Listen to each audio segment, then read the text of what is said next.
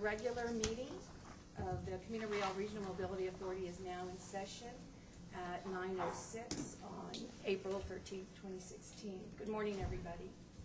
I'd like to start this meeting just by recognizing and thanking our Vice Chair, Joe Wardy, for holding down the fort these last more than a year.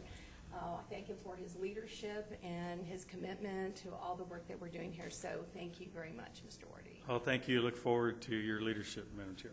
Thank you, thank you. Mr. Tejas, any public comment? Yes, we have Ray Mateus, Executive Director of the Camino Real Regional Mobility Authority. Today we have an individual signed up for public comment, Mr. Jose Barriga. I'll remind Mr. Barriga that we have a policy in place for the speakers allotted 3 minutes. Thank you. Good morning. Good morning.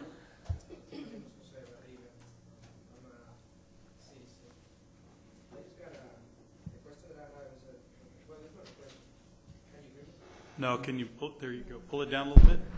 It's better? Yeah. Oh, okay. Last night I was looking at the website of the Camino Real, and the information that is given is kind of inconclusive. It's kind of incomplete. I'm looking at it right now. The fiscal year report is only until 2014. The annual report is only to 2011. As a citizen, I question transparency. I'm a watchdog of myself. What I do is, if I see something that I don't like, I started reading a little bit more. There are no the policies. The policies are basically they are not required, in case of somebody actually have a complaint. It doesn't say specifically, it's basically referred to Title VI. And as a citizen, I'm asking you, there's a lot of money involved into this. And it's to have something that reflects a different view. I will appreciate that the board or somebody actually take into considerations and try to update that information. Because without having an annual report, without having the fiscal year financial report available to the public, then the other projects and all the other actions that this regional mobility authority is taking place becomes questionable. Thank you for your time. Thank you, sir. Appreciate it. Madam Chair, I'll note for the record the most current fiscal year audit is actually being presented and will hopefully be accepted today. So that will be added to the website today. The annual reports are completed and have been turned in to the City of El Paso and TxDOT, so those can be uploaded as well. I would mention just generally, we are actually currently in the process of updating our website, so we haven't been adding a lot of materials to the current website because it's going to be transitioned in the coming months. But we can update those items very easily. Thank you, Mr. Tejas. Well, I want to thank everyone for being here today, but I will warn you, we have a very long agenda, so bear with us as we work through it. Thank you. Item number 3, we have a presentation by and discussion with the El Paso Metropolitan Planning Organization regarding its role in development of the region's transportation system. Mr. Tejas. Thank you. So today we have with us Mr. Mike Medina, the Executive Director of the El Paso Metropolitan Planning Organization.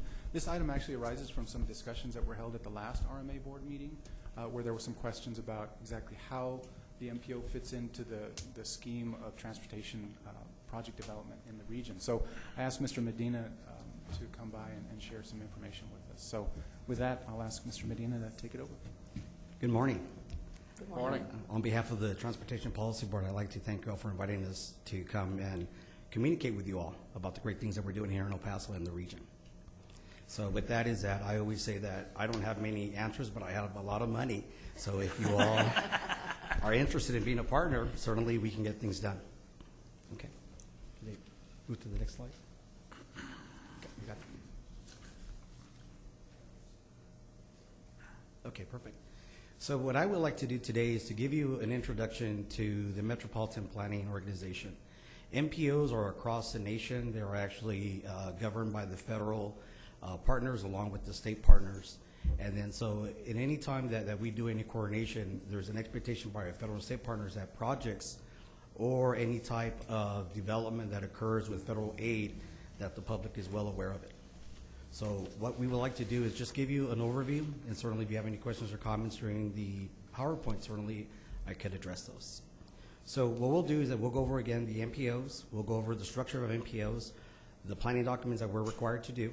Along with that is that we'll talk about our local planning processes and also any planning activities that the MPO currently has.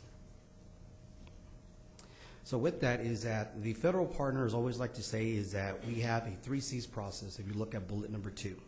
So the idea is that we have a cooperative, comprehensive, and a continuous, cooperative, and comprehensive 3 C's planning. So the idea is that from the federal partners all the way down to the local citizen is that the partnership is established so that we understand what the expectation is, not only from our local body, the Transportation Policy Board, but also that of the public and of the federal and state partners. We want to ensure that everybody's informed of our transportation projects and the expectation and the deliverable of such products. Along with that, as I mentioned before, our Transportation Policy Board is our local governing body for the MPO. I'll talk about it later in the structure, but the MPO here in El Paso covers the county of El Paso along with slivers of Doñana County and Otero County. Along with that is that there's some other information there essentially of being a transportation management area. What this means is that once you reach a certain threshold, there's other requirements that, for example, our MPO needs to demonstrate. And we'll talk about that in one of our documents. Anybody have questions or comments?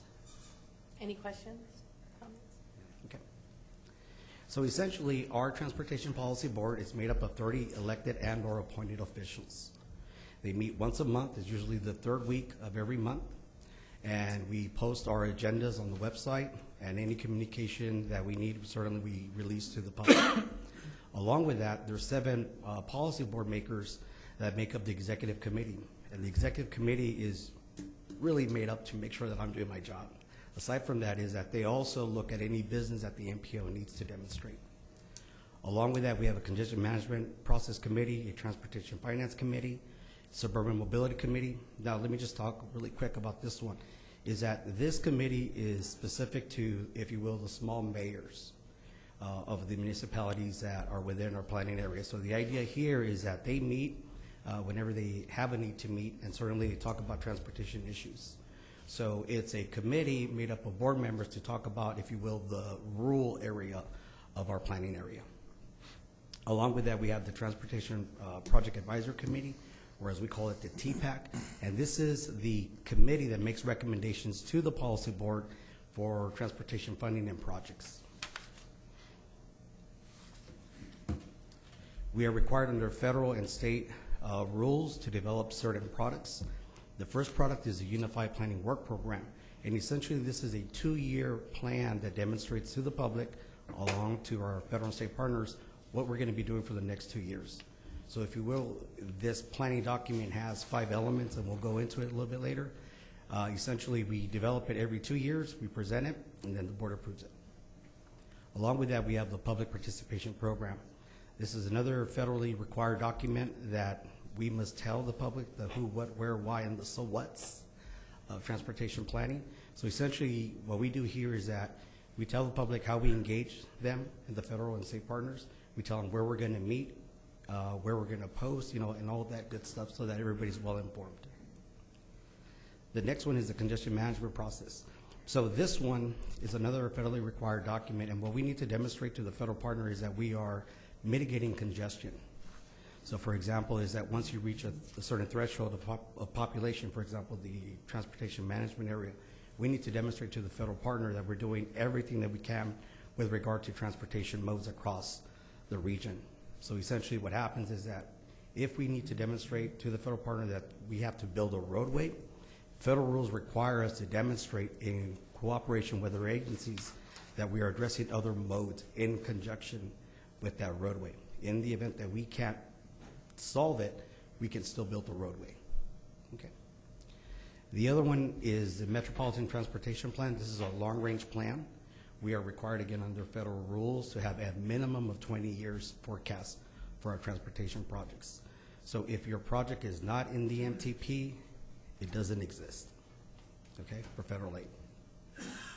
The next one is the first 4 years of that 20-year plan is the Transportation Improvement Program, and this is where the real money is at. This is looking at doing the next 4 years of projects. They have to be in the MTP, and then this is the most active plan that we have. We update it every 2 years, and the tip covers, again, a 4-year period. The next one is the Transportation Conformity Report, and this ties in to federal requirements under the Clean Air Act. And so essentially is that our area is what they call non-attainment, or it's not meeting the threshold for certain air quality emission reduction strategies, or what we call the emissions test. So ideally is that whenever we have a long-range and a short-range plan, we have to be at the threshold or below the threshold of those prescribed budgets. So for example, a particulate matter 10 microns or less, or dust as it's called, is that we have to demonstrate that we're below that. In the event that we cannot demonstrate that, then it gets a little bit more challenging with the federal partners to demonstrate that our transportation investments are legitimate. Okay. Any questions or comments about that? I have a question. Yes, sir. Am on? I'm on. On the conformity report, a lot of air quality issues are really out of control. I would expect at NPO because of the proximity to Mexico. How do you manage that? So there have been exceptions in the ruling that we've made a demonstration to the federal partner, in this case the Environmental Protection Agency, where we say that the transport of the pollutant coming from Mexico affects our air quality, which you could say airship.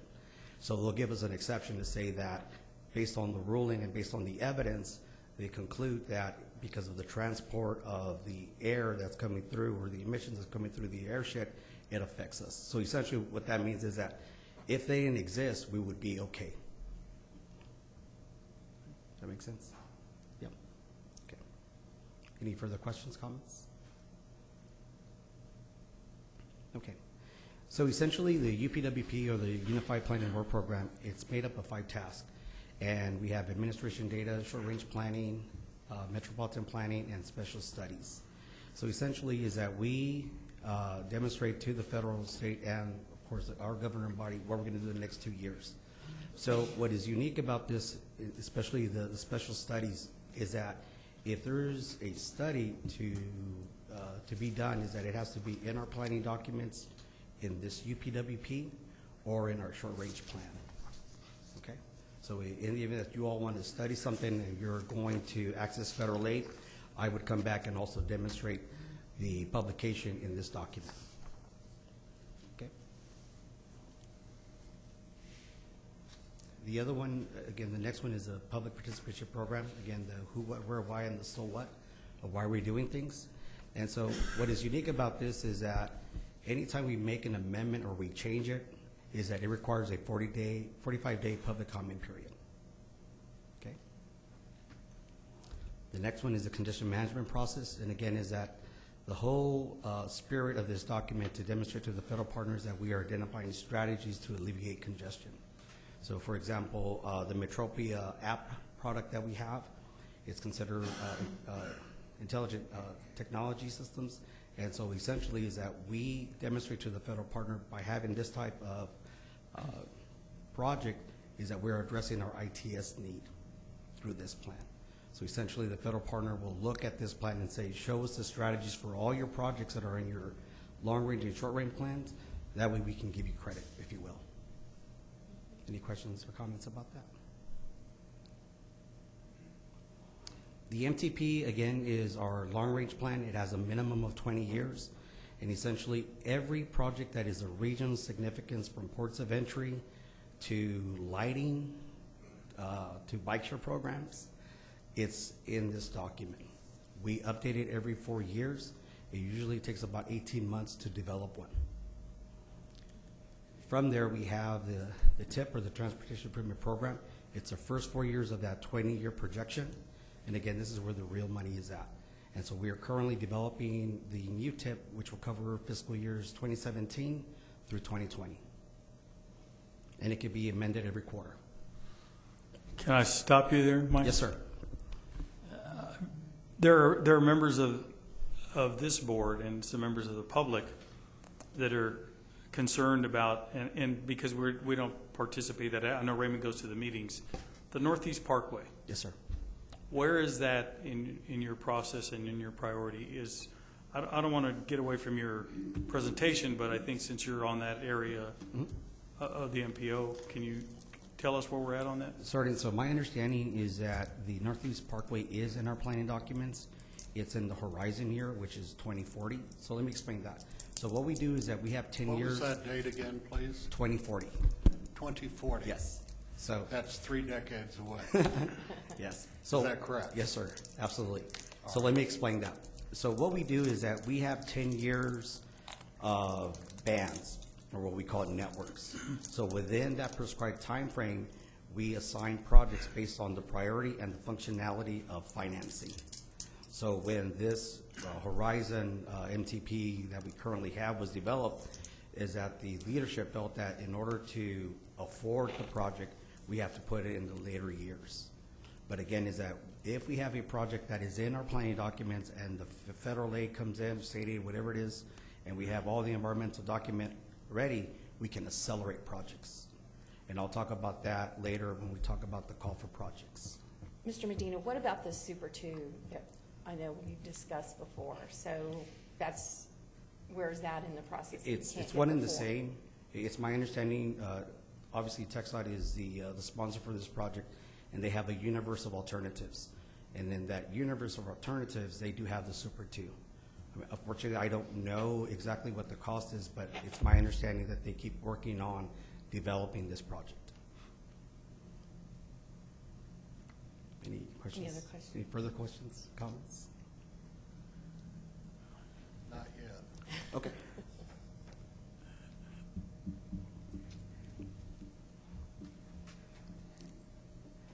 So the next thing is the integration of the planning process.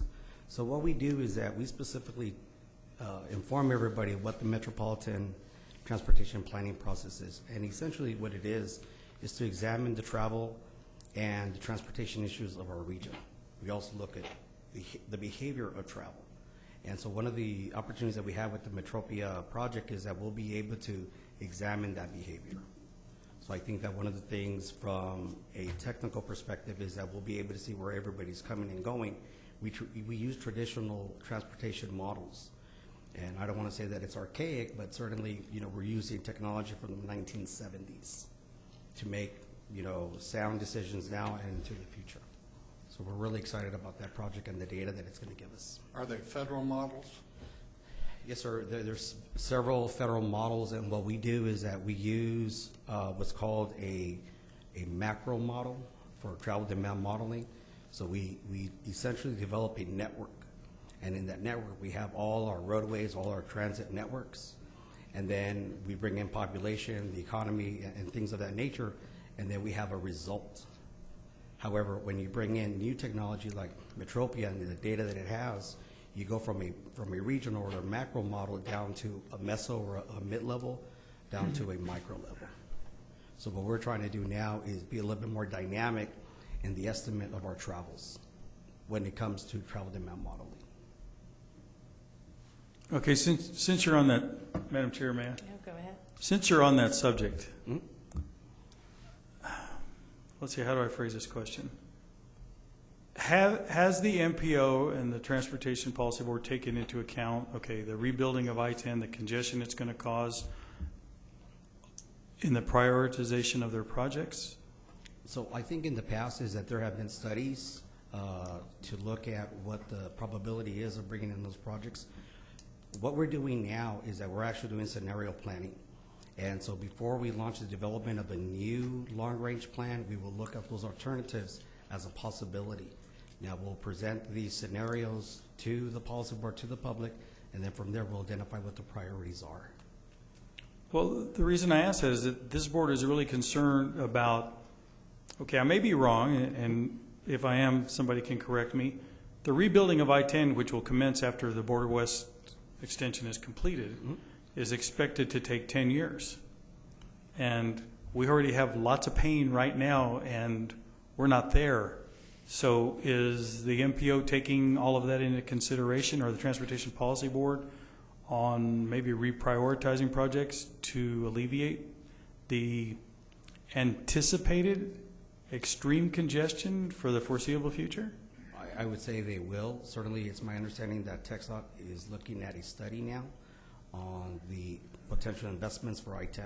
So certainly, once we understand where they are with the study, what the study indicates, and what their locally preferred alternatives are within that study, certainly we will make that investment at the MPO. Isn't that going to be a little bit late? I mean, so you're waiting on, so just for point of clarity, you're waiting on the TxDOT study in order for the Transportation Policy Board to look at the changes? Well, I think that there's other elements that we look at, not only the study, for example, the congestion management process document that I talked about, is that we look at what are other potential strategies to alleviate congestion. So we will take a holistic approach in examining what the needs are, but certainly since TxDOT is the steward of the federal infrastructure, in this case the I-10, we want to make sure that we incorporate their recommendations. And the only reason that I bring it up, unfortunately or unfortunately, I have to travel on the west side of town frequently, and the combination of the Border West extension and the feeder roads on the side of I-10 has created utter disaster and careless driving and people losing their tempers, and we're not even addressing the I-10 issues yet. So members of this board anecdotally, casually get lots of unexpected feedback from the citizenry about why are we doing all this at one time? And I said, oh, just hold on. This is nothing compared to what's coming.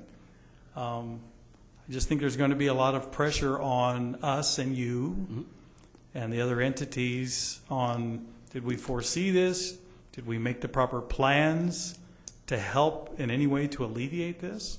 I mean, there's been some times right now where there were no alternatives to move from east to west on the weekends. And I think that's of great concern. I would hope that you have, I know we're concerned about that process, and I would hope that the Transportation Policy Board has those communications with TxDOT about that process.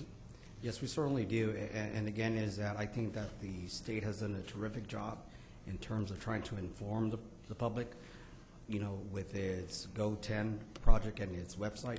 And so certainly we utilize all the tools that we have, you know, at our disposal, but certainly is that once we start to move into the development of scenario planning, one of the elements that we're going to look at, which is very unique, is the traffic control plan. So what we do is that we essentially just look at what projects are out there, and then we put them into, if you will, the grinder, and then we get out, you know, an output. But what we're going to do here is that we're going to examine the project and any traffic control plans. Usually the traffic control plan comes afterwards. So again, coming back with how we do things at the regional level from a macro perspective down to the micro, the idea is to simulate any potential traffic, and we can feed that back to TxDOT or our partners. Thank you. Two comments. Yes, I sir. concur with Mr. Wardy. But I'd like to understand, so the study you're going through right now, when you come to the end of that, and that should be when? This is a, Más o menos? I would say that maybe within 18, 24 months. 24 months, 2 years. Okay.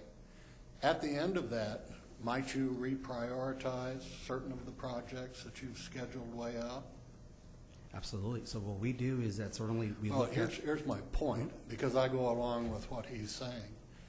I cannot abide a 10-year traffic jam on I-10. And I don't think a lot of other citizenry can either. Informing the public of what we're going to do to tear up the roadway is like saying, folks, Armageddon is coming, but that's okay, we're planning for it. And that's not what we should be doing, and nor is what you should be doing. All right? Okay, thank you.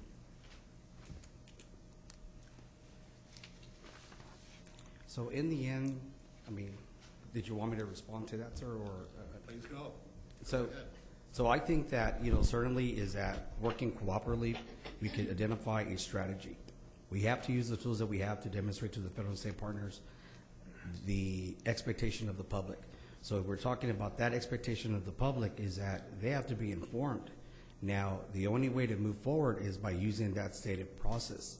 But again, is that it has to be unique and it has to be cooperative for us to move forward. Certainly, if we are not willing to make that commitment to the public, certainly the federal and state partners have a little bit more strong language to use. Well, you, On that subject, what is the cost to our area of the participation by the federal partner? In terms of, What do you pay annually in terms of meeting the requirements of the federal partner? I don't can understand. tell you what I pay annually to meet the requirements of my federal partner. Can you do the same? Will you please elaborate? I don't understand what you're trying to. I pay an extra $450,000 a year for additional federal regulation that has come on board since 2007. How much does your organization pay per year to meet the requirements of the federal government? So I think that, and I guess let me understand, is that we receive federal aid. And so in that federal aid, it's about $1.4 million when it comes to planning dollars for the MPO. Now, we also receive other monies through TxDOT or New Mexico DOT with respect to programming projects. But ideally is that what you're asking me is that what is the cost? So if you're talking in the scheme of things, if we fail to do something, it's much more catastrophic. The federal partner comes in and says, you didn't do several things that were prescribed, like these planning documents, like the air quality element, or informing the public of what you're doing. That is the greatest element of cost. So essentially what they would do is that if we fail, they'll come in and they'll say, we're stopping everything and we're taking control. So the benefit of having the communication with every agency is vital. I think it would be helpful for the public to know that that is the case. Absolutely, sir. Mr. Niemer, did you have a question? well, I'm not sure this adds any clarity, but you did mention the congestion management process, and it seems like it divides out into short-term and long-term, because certainly there's tremendous short-term issues on congestion, and yet 4 or 5 years doesn't really seem short-term. And so how does that factor in? You're obliged to present congestion reports to the feds, I guess. Yes, sir. Those have to incorporate short-term as well, I believe. Yes, sir, absolutely. And we do mitigation plans. Yes, sir. And so what we do is that when we have a strategy, is that we identify it in this congestion management process, and then we also tag it with the development of a new project. So, for example, the bike share program. So when that came on board is that we were looking at mitigating the air quality element. Along with that, we were trying to spark the interest of the health community along with the economic development opportunities in downtown. So it's multifaceted, if you will, but essentially going back to your question is that we have to identify those strategies in the short, in the mid, and the long term. So essentially, if we had all the money in the world, we could do it all. Unfortunately, we don't, and so we have to span across time to make those investments. But we are required under the congestion management process to identify those strategies. We'll continue. Thank you, Mr. Medina. So in the end, with the metropolitan transportation planning process, we hope that it's rational. We want to make sure that it's transparent and, of course, predictable. Okay. So essentially, our planning documents look at multimodal systems with regard to roadway, transit, bicycle, and pedestrian planning.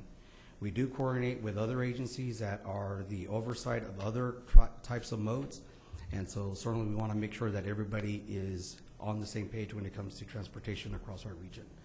I will also take the time that we meet every week with our partner in Ciudad Juarez, the EMIP, which is our version of their MPO. Okay. So along with that is that the MPO is now transitioning to performance-based planning. So going back again to some of the questions with regard to expectation, is that in order for us to maintain that expectation at the federal and state level, what you see in the maroon or in the red is what the MPO would be doing with regard to the new planning documents. So we'll take a baseline of our current network, and then we start to introduce any strategies into that network. We come back and we do a loop back to the policy board and inform them of their success in terms of the scenario planning and future transportation investments. So in the past, we have done this, but again, now that we have more sophisticated tools and the questions become more complex at board levels, this is the way we will be doing transportation planning and investment in the near future.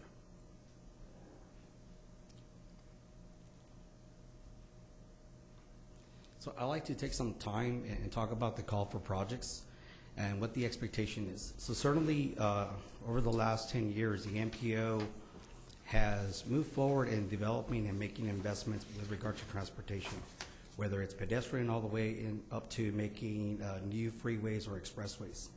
So the important thing here is that the MPO staff now is enabled by its policy board to come in and make recommendations to ensure that no federal aid is lost, and also that we are not facing potential federal requirements, or we're going to lapse on some of those requirements.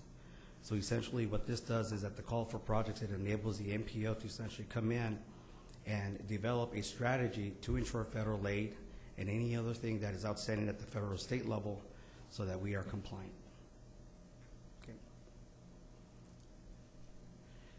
Another thing with the call for projects is that over the last 10 years, we had a call for everything and anything.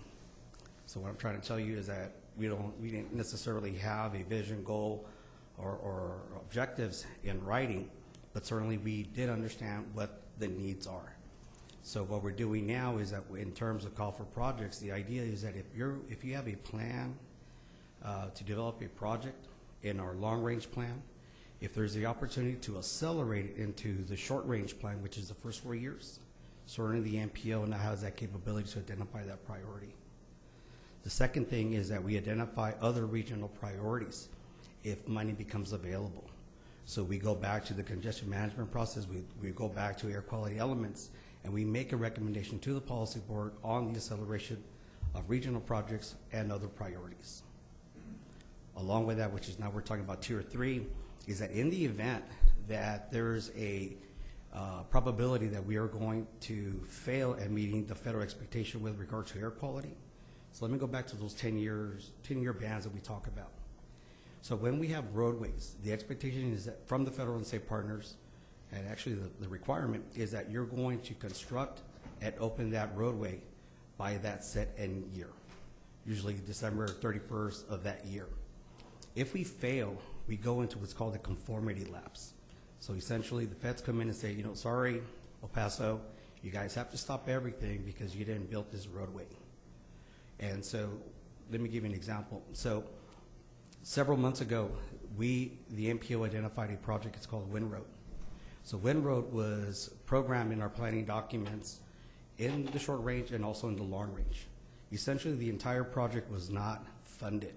We had elements in 2019, we had elements in 2017, and then I think elements in 2014-15. So ideally is that what we did, we came in, we made a recommendation is that if we don't do this, we're not going to meet the federal requirement. And so essentially, we made that project whole in terms of the scope, in terms of the construction elements, and also the funding. So working with you all is that we were able to move that project forward and avoid that federal, lapse. So essentially what we do now is that we identify those projects that become a threshold of not meeting that expectation. So we're always looking for opportunities to accelerate projects, and certainly we're always looking out to ensure that we're not failing. Any questions or comments on that? So ideally is that when you introduce a project to the MPO, whether it's at the MTP level or at the TIP level, we go through a process. So ideally, the long-range plan your project can get up to 3 points. And the idea is that when you put in the long-range plan, you're working on your project. So regardless of where it's at in those 10-year bands, you're always working towards developing that project. So the real money, the tip, again, the first 4 years, it has a lot more scrutiny. And so you could actually receive 7 points if your project is introduced at that level.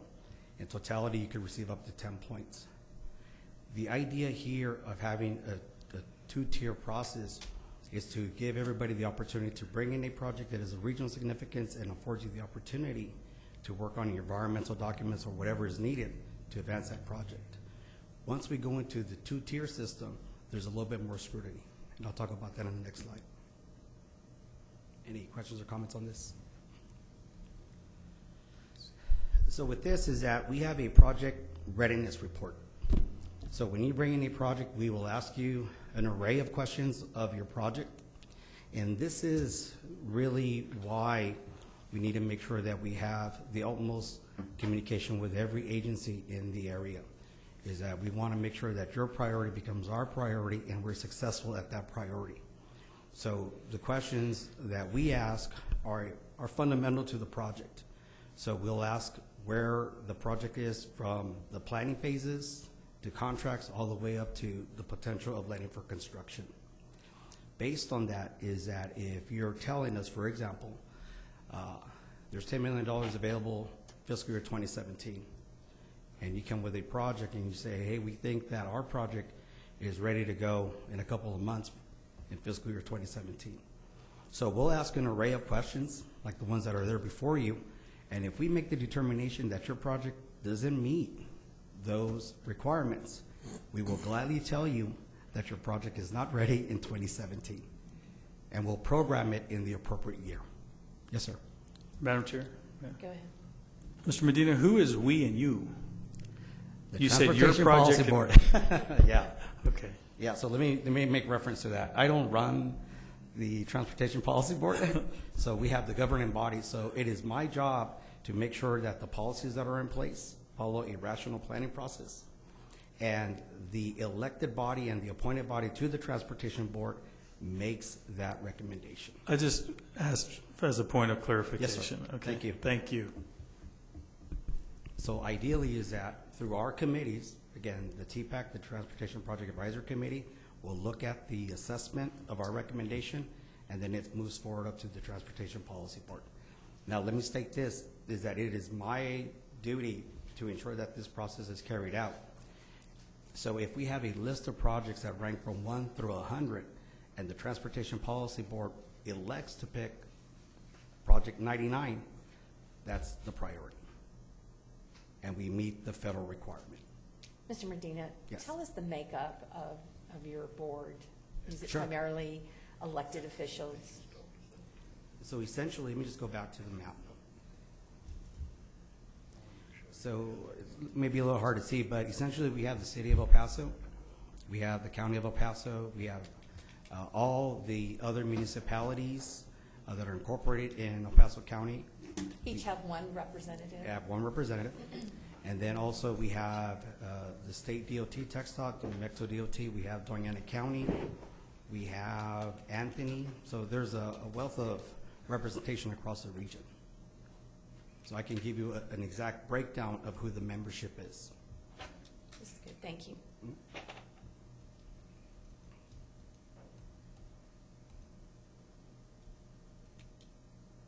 Okay.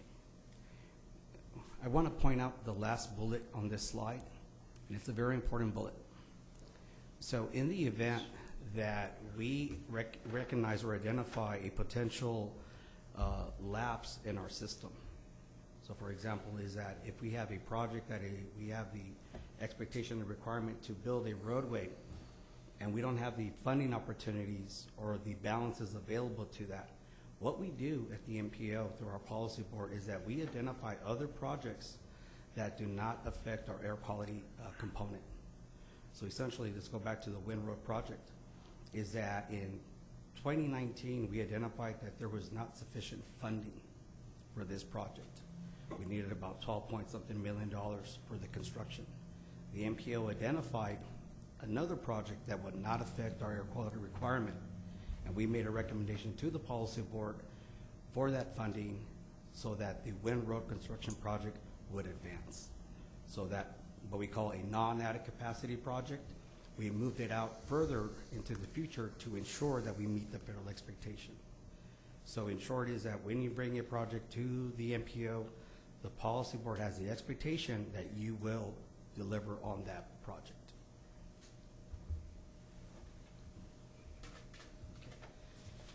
This is just an example of our project readiness report. The MPO, through the technical committee, along with others, feed into this report, and it is reported back to the policy board every quarter. So essentially is that we have a tracking system for every project that is in our planning documents to ensure that the project will be delivered. In the event, again, that the project is not advancing, the policy board has the authority to strip all funding from the project. Okay. This is just a quick breakdown of funding categories within the Texas DOT along with the New Mexico DOT. So I always get asked, can we use New Mexico money in Texas and vice versa? The answer is no, but certainly we'll find a creative way to use it. But nonetheless is that the elements here that pertain to the MPO are Category 2, which is the metropolitan and urban area corridor projects. We also have Cat 5, which is congestion mitigation and air quality improvements. We have Category 7, which is surface transportation program, metropolitan mobility and rehab, STP-MM. And then also here is Category 10. And so this is supplemental. So this is like the federal corridor border infrastructure funds known as CBI. There's also TAP, which is the Transportation Alternative Program. So essentially the ones that I mentioned are the ones that ultimately the policy board has the authority to direct funding to those projects. All the other ones are at the discretion of either the district engineer of that area or ultimately the Transportation Commission at the textile level. And then we have the New Mexico elements, which is pretty similar. So I just would like to say is that in terms of planning activities, we always are working continuously on improving our network. But essentially is that we are developing a multimodal plan, and the idea here is to assess gaps in the infrastructure with regard to bicycle planning, pedestrian planning, and also transit. So what we'll do is that we will provide a footprint to the policy board of those gaps, and then hopefully they'll prescribe policies or funding to advance those projects. Again, the idea is to provide the opportunity for options when it comes to our network building. Would like just to reiterate that we are currently developing an amendment to our Horizon 2040 planning document along with the development of a new transportation improvement program, the TIP again. And of course we'll be required to do the air quality elements to it as well. So if anybody has any further questions or comments. Any questions, comments? I do. Okay. I wanted to beat you into that Thank first, you. Mr. Wardy. No, that's okay. You know, I'm sitting here thinking, and one of the questions was the participation of the RMA with the MPO really seems to be to the extent that Raymond attends the meetings and reports back. But it seems like we should have a more active role and opinion on maybe where the plan, where the projects are in terms of years of commencement and what we believe is important to moving forward. And you hear the frustration that's happening here.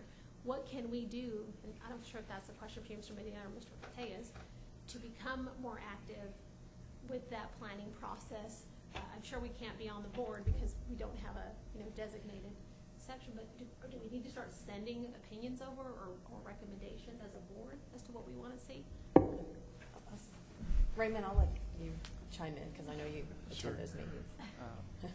So I guess I'll address that with some items from the past. So there has been at several different times discussion about including the RMA as part of the Transportation Policy Board, as well as potential membership on the Transportation Project Advisory Committee as well. Each time, though, that those items have not been successful. The main reason for that, as I understand it, is that the RMA is so closely aligned with the city of El Paso that the concern is that the RMA's vote would essentially be another proxy vote for the city. And the city, as Mr. Medina was alluding to, they have a number of positions on the transportation project, or on the TPB, the governing board of the MPO. So the concern would be then you're just adding weight to the city of El Paso. Now, whether that's factual or not is another matter. It's up for discussion, but that has been the direction of the MPO to date. So aside from that, I think what you're really asking is how can the RMA be more engaged in the selection process? And I really think, unfortunately, ultimately, the real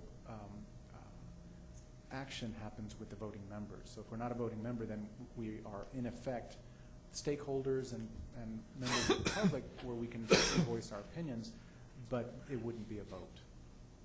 How are those voting members selected? Is it just by vote of the policy board? The policy board, through their bylaws, identifies the membership of the sorry, I'm speaking. No, that's stepping correct. On your shoes, but the bylaws dictate who's on the committees as well as the governing board. Are there advisory members? There are. There are, with regard to if there's an ad hoc committee or if there's a standing committee that the policy board has sanctioned, but essentially the policy board is the one that determines the makeup of that body. I understand. So if the policy board decided there could be advisory members, non-voting, which might address prior concerns, would those advisory members at least have input that would be considered? Or can you even speculate about that? Well, I would always say that there's an opportunity, and so certainly if there's a need for ex-official members to be on there or non-voting members, you know, I think that petitioning the policy board is probably the best way to answer that. Can I just have a follow-up? When was the last time we made that request, Mr. Case? I can look Several back. It's been years. So I'd to say do a that couple years. again, it would be something we'd bring on the agenda and Right. We would have a direction. discussion at And you would make this that board. presentation along with our chair. Certainly, I can do that if the board is interested in entertaining that discussion. I'm interested in doing that. I would like to see it on the agenda for the I would next as month. well. And really look at, obviously would like to be a voting member, one of us be a voting member, but if not, at minimum in an advisory role, I think would be really important. I would not even suggest an advisory role as an option. Let's ask for everything. I agree. So if you could put that, everybody, I don't know if you need a motion first, but I would request on my own that that be on the agenda. Thank you. Mr. Morty? One last question. I think because we're looking at our priorities for the Community Rail Mobility Authority, can you tell us where the Transportation Policy Board ranks additional ports of entry within El Paso on your Are we talking about new ports of entry? I don't think I have an answer to that. It has been some time since the policy board looked at new ports of entry. I know there's been a lot of activities with the existing ports of entry, but certainly that's something that I would take back to my governing body. So I know there were studies done, so as a result of those studies, nothing has been prioritized or voted on to be put in the queue, so to speak? With regard to studies dealing or encompassing with new ports of entry or existing ports of entry, there have been projects that have come out of those studies or reports. For example, the Wind Road project is one of them. Right. But there's two existing border master plans. One that encompasses the entire El Paso region, along with the one that New Mexico DOT just finished a couple of months ago. And so certainly there are strategies there that do identify the potential for a potential new port of entry or improvements to the ports of entry. So it is not foreign to us, is that just right now we do not have identified a port of entry in our planning documents. So if the RMA were to float a project for a port of entry and was able to issue the bonds to pay for it through collection of tolls, that would not be out of the question? No, I would certainly encourage that. So again, is that we're here as a partner to understand what your need is, and we want to make sure that your need is met through our governing body. Madam Chair, I'm not speaking as a policy. I was just making a hypothetical statement. Thank you, Mr. Medina. You're welcome. Any further questions or comments?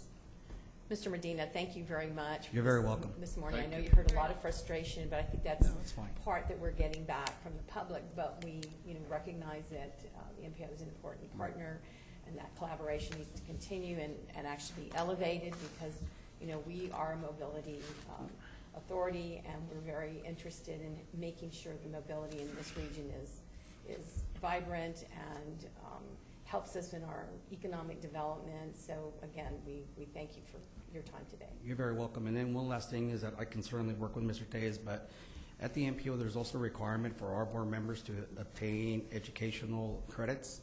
And so certainly if you all would like for the MPO to come and do training, we can certainly work with Mr. Tejas.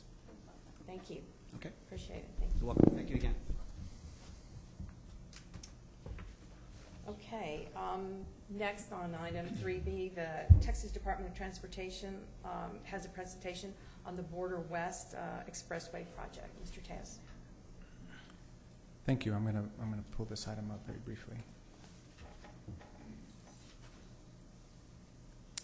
So today we have with us Mandra Ryan, who is part of the Abrams-Kiewit joint venture. And just for the benefit of the public and some of our newer board members, I thought I would explain in very general terms the RMA's role with the Border West Expressway project.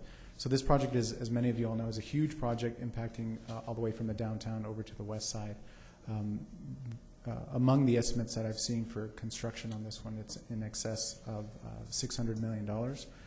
The RMA's role in this is really as a partner to TxDOT in that we are providing the funding for the majority of the project in the amount of $500 million.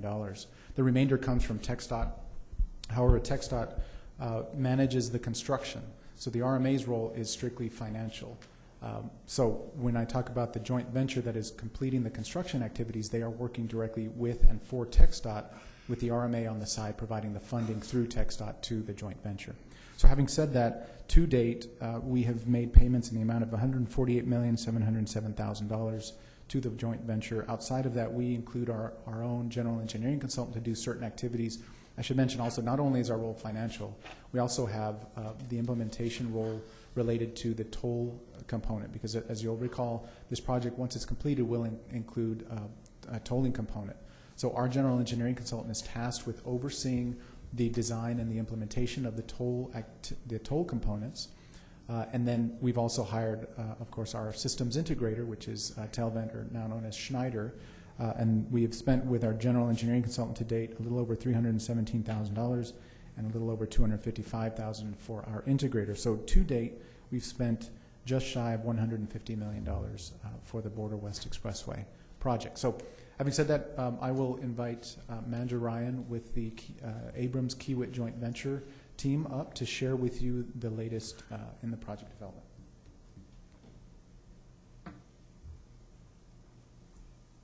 Good morning. Morning. I do have some things to pass out. Ms. Ryan, can you identify yourself? Oh, for the sorry. record? Sure. My name is Mandra Ryan.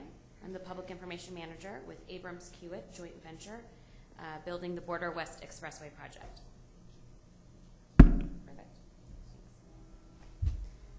All right. I have a tendency to be a really loud talker, so I may shy away from the microphone a bit, but if you can't hear me or if I start to talk too quickly, just let me know. I know you have a full agenda.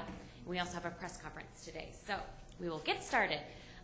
Basically what I'd like to cover, there might be a lot of questions, and we'll absolutely get to those, and I'll do my best to get those answers.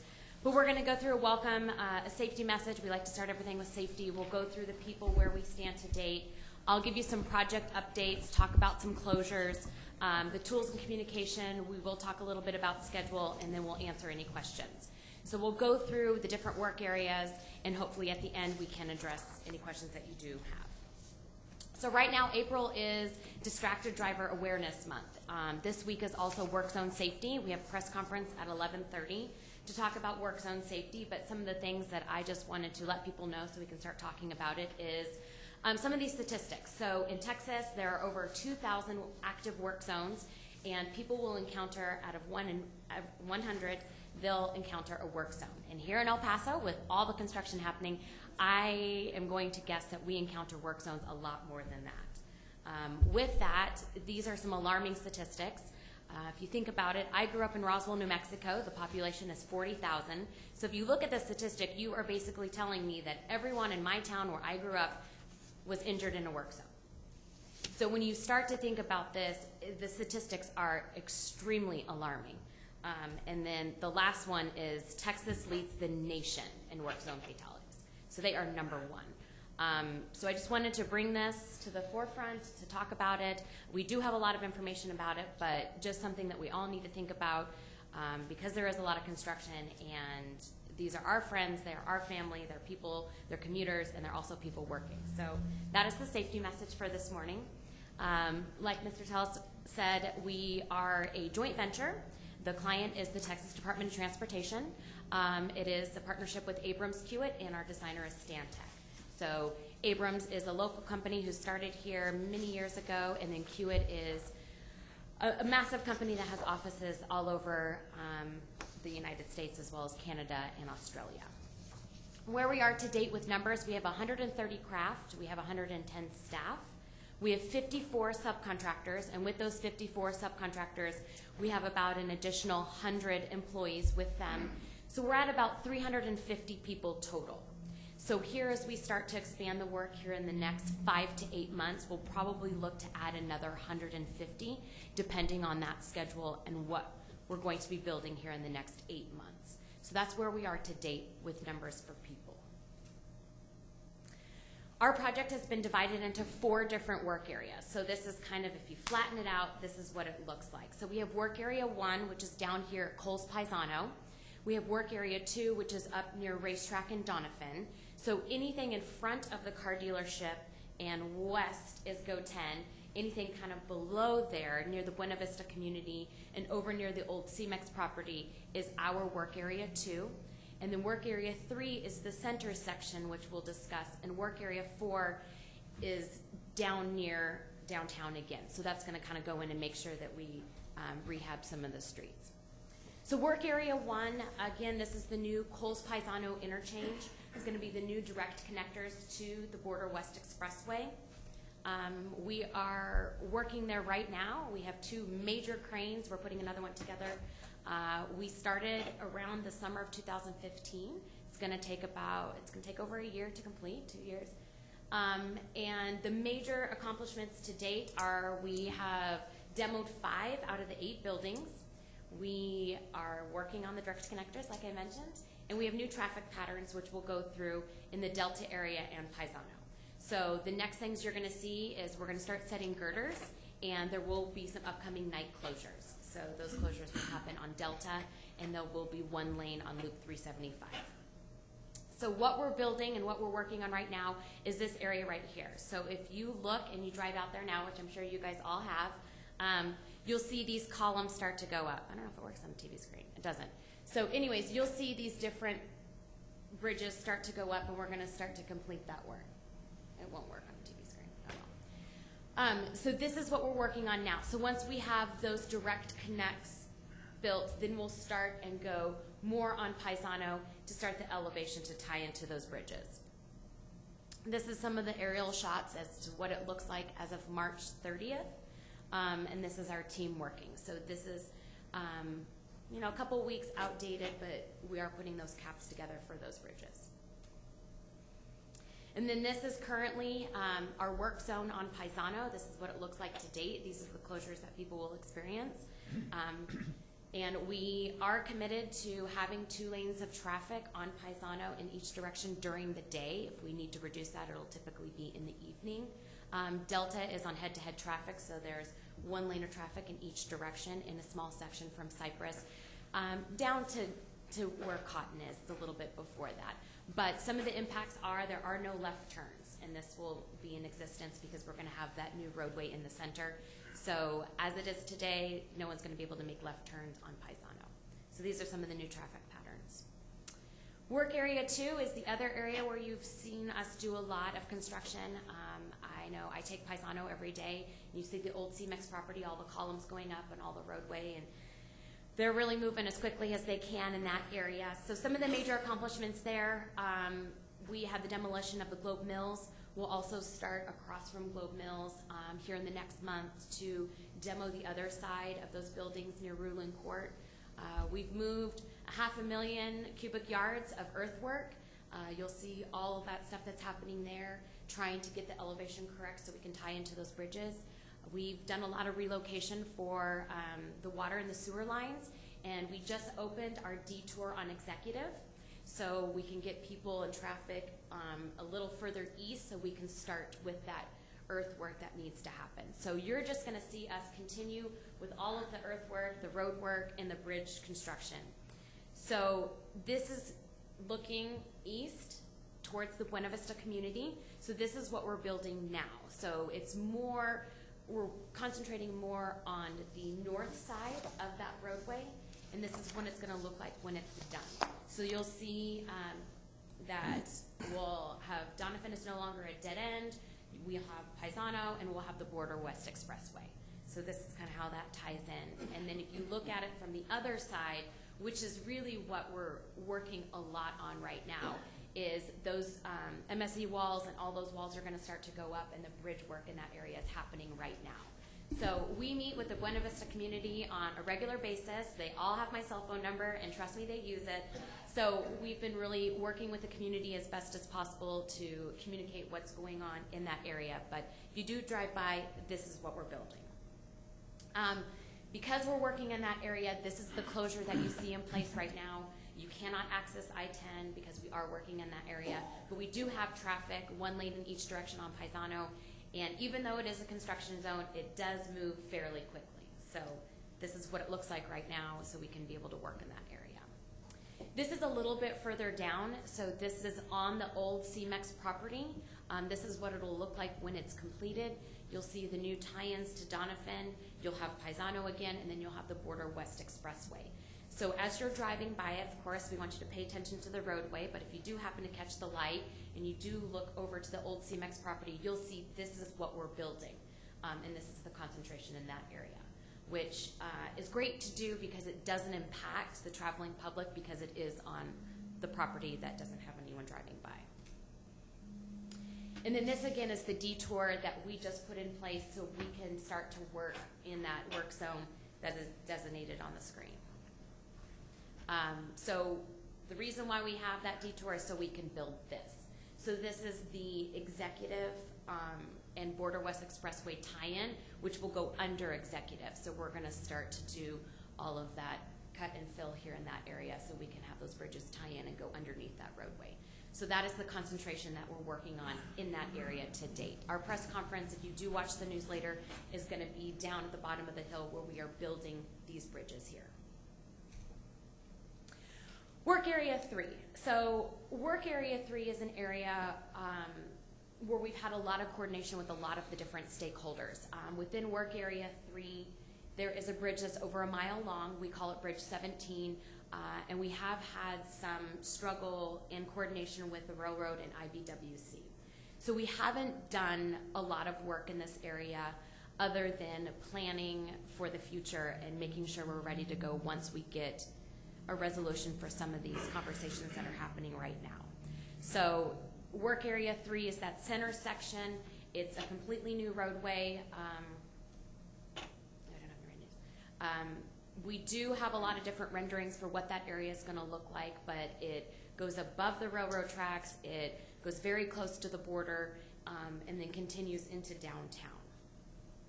And then Work Area 4 is just going to be the reconstruction, going back in to make sure that we repave over some of the roads that we interacted with, or perhaps need that mill and overlay to make sure that they're good to go when we turn it over to the traveling public. So we do have a website. We do have a lot of different ways where people can reach out to us. This is the main page. You can sign up to receive our newsletter. I promise I won't flood your inbox. We have all of our construction updates listed here. There are lots of ways to keep in touch with us. To date, we've had over 6,000 people visit our website. We have more than 500 people that have subscribed to our newsletter. And we've had over 70 people inquire. And what I call an inquiry is if you call the information hotline, if you call me directly, if you send an email with the questions. We've had about 70 people ask some questions. Most of them have been questions or concerns. that we've been able to address. We have also had over 15 to 20 public meetings. So that's meeting with the different communities, that's reaching out to the different organizations. So wherever we feel that we can get the information out to kind of let people know what we're building and what they can expect, we've definitely tried to attend. So that's an update on the PI aspect of it. And then these again are the ways that you can keep in contact with us. We do have an information hotline. Everything is in English and Spanish. We have our website, and that is a very quick overview of the Border West Expressway project. Thank you, Ms. Ryan. Any questions or comments? Just one. Okay. Are you on schedule? So we are on the original schedule for work area 1 and 2. Work area 3, like I've mentioned before, we don't have any solid resolutions with the railroad and with IBWC to determine exactly what those scheduling impacts are. Good answer. Thank you. Thank you. Any other questions from Ms. Ryan? Comments? Thank you very much. Appreciate You're your welcome. time Thank this you for your morning. time. I appreciate it. We'll go on to item number 4, discussion and action on the election of CRRMA officers, Vice Chairman, B Treasurer, C Secretary, and D Alternate Secretary. Yes, ma'am. So as you'll recall, I want to say 2 meetings back, the board took action to retain the existing officers while we waited for the governor to take action on the appointment of a chairperson. So the current lineup, obviously, is the chair has been appointed by the governor, the vice chair remains as Joe Wardy, and the treasurer remains as Les Parker. So that leaves the secretary and alternate secretary positions open. So as part of your backup, I've included the bylaw provisions in terms of what those positions are and what they are responsible for.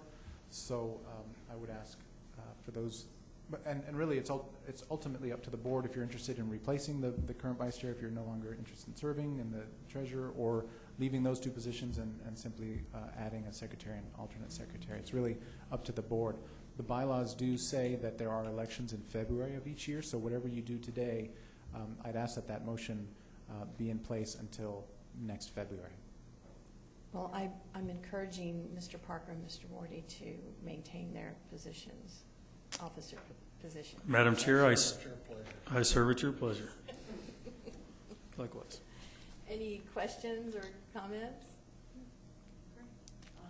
Open to a motion? Do you need a motion? I move that the vice chair and treasurer position remain as is. Second. Thank you. We have a motion and a second. All those in favor? Aye. All those opposed? Wonderful silence. Thank you. Thank you very much. The motion is approved, and thank you all again for your service. I appreciate it. Okay, we're on to item number 5, adoption of Actually, minutes. if I could interject, so we haven't taken action on the secretary and alternate secretary just yet. I'm sorry. Motion? That is Joe Fernandez is the secretary, and David Niemer has agreed to be the alternate secretary. So Second. moved. Thank you. Thank you. Any Second. opposed? No? All in favor? No, buddy? Everybody's agreed. Excellent. All right. The motion has passed for the secretary and alternate secretary. Is that it, Mr. Chaz? Yes, ma'am. Thank you. Okay, thank you. Okay, on to item number 5, adoption of minutes for the CRRMA board meeting of February 10th, 2016. And you have those minutes attached, and hopefully everybody has had a chance to review them. Any questions or comments? Motion to approve? Thank you. Is there a second? Thank you. There's been a motion and second. All those in favor? Aye. Any opposed? The motion is approved on item number 5.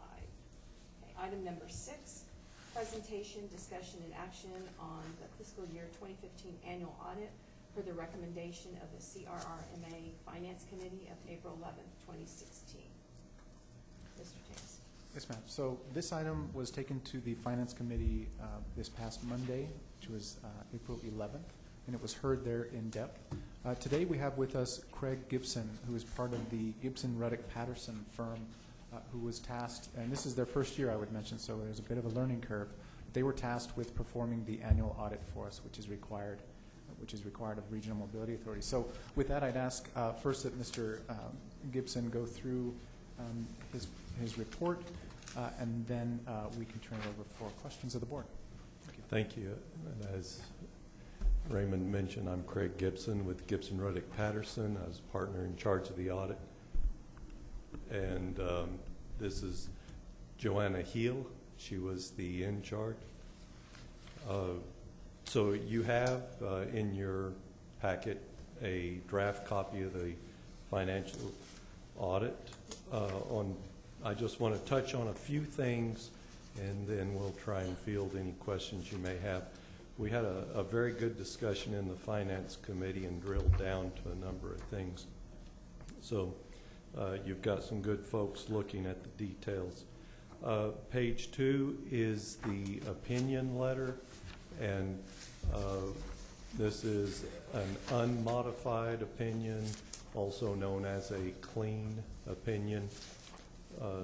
So that is always a good thing. Page 6 is the management discussion and analysis. This is prepared by Mr. Tejas, and this is basically taking the financial statement and the notes and converting it into non-accountant language. So those that aren't cursed, like Joanna and myself, may have an easier time understanding what took place this past year. Now, page 15 begins the actual statements, which we enjoy delving into. So 15 is the balance sheet, which shows the assets, liabilities, and equity. And you'll notice as you look at that, there is a significant amount of cash. It's listed as restricted cash, and that's because the bulk of the funds the authority receives are earmarked for specific purposes. So further down in the liability section, you'll see a very large number titled unearned revenue. So this is offsetting some of that cash we've received, and it's just indicating that this money has a specific purpose for which it must be spent. The income statement or statement of revenue, expenses, and change in net position on page 16, if you were a business, you would refer to this as your income statement. This lists the operating revenues, which are very significant because, as referred to in a previous presentation, the RMA here operates kind of as the financial processor for a number of these activities. So we receive a great deal of funds from TxDOT and turn around and spend it on these TxDOT approved projects. So significant amount of revenue coming in, very little operating expense, because the bulk of the operation is further down in the non-operating, which is the transfer of capital assets back over to TxDOT. So it's not your typical business income statement, and it is not your typical governmental operating statement either. It is an unusual organization. And then further through, we have the footnotes that provide a significant amount of detail supporting those numbers. However, this year on page 41, we do have one finding. All government entities in New Mexico are required to have a depository contract in which the bank or trustee collateralizes all of the deposits. What we found was, in this one instance, initially the contract was in place, and the deposits were collateralized, but this trustee or bank went through a computer upgrade, which, as we all know, aren't necessarily upgrades, and the collateralization got dropped. And so it's been put back into place, but there was a period of time where those assets weren't collateralized. So what we're recommending here is that we just adopt a process to where we periodically verify that the collateral is still in place, and I believe it's already. It would be nice if you'd mentioned that bank was not located in El Paso, Texas. That is correct. I Thank believe you. it was one of those, as you pointed out the other day, one that is too large to fail. So even though it may fail, I don't know. Then the other document that we provided to you is typically referred to as the management letter. In the management letter, we just give kind of a rundown of how the audit process went for this year, if we had any problems, which of course we did not. Management was very helpful. But we also try to provide recommendations for improvement. And so there is one comment on page 5 of this separate letter having to do with your procurement policy. You had a couple of bids this year that there were just no local vendors that were capable of doing these two projects, and your current procurement policy states that you must advertise in the local paper. And since it would have been a waste of time, management just put it on the website and contacted the prospective vendors that they were aware of. So what we're suggesting here is that you consider looking at your policy and possibly modifying it accordingly, because if you have a step that is obviously going to be worthless and a waste of time, you might want to be able to forego doing that. Not to cut into the newspaper's earnings in any way. But so in a nutshell, the organization is in good financial condition. You have a very good operation. It's run on a shoestring, but you do very good with the funds that you receive. So if you have any questions, I will let Joanna answer, because she's the brains of this organization. Ms. Seeley, do you want to go ahead and present? And then, Oh, I have nothing. oh, nothing? She's just going to answer questions. Oh, okay, all right. Any questions or comments? I will say that, I discussed with Mr. Tejas about it's probably a good time at this point to review all our policies, because it's been a few years since we've actually sat down and reviewed them. So I think that's something that will be on Mr. Tejas's list, and we'll incorporate, I guess the governance board will. Yes, ma'am. So we'll route the policies that haven't been touched in a while. We'll route all of those through the governance committee and specifically deal with this particular item and make it much more flexible. And perhaps, by way of example, procurements will all be posted online and trade publications, that sort of thing. But yes, so we'll do that in fairly short order. Great, thank you. Mr. Parker, I'll let you make some comments. I know you all had a good discussion yesterday. The committee reviewed this and discussed the findings with our management. We would recommend to the Mobility Authority that we accept this annual financial audit and the terms thereof, the results. Is that your motion? Make that a motion? Second. It is. Thank you. There's been a motion, a second. All those in favor? Aye. No opposed? Okay, thank you. Item number 6 is approved. Thank you very much. You got out lucky today, no questions. I thought it was really good. Thank you all. Thank you. Thank you. Okay, we'll move on to item number 7, discussion and action on a board resolution A to authorize the executive director to execute the documents necessary for the city of El Paso as fiscal agent to open bank accounts for the CRRMA and to identify the CRRMA board officers and executive directors, authorized representatives of the CRRMA on each account. Mr. Tejas.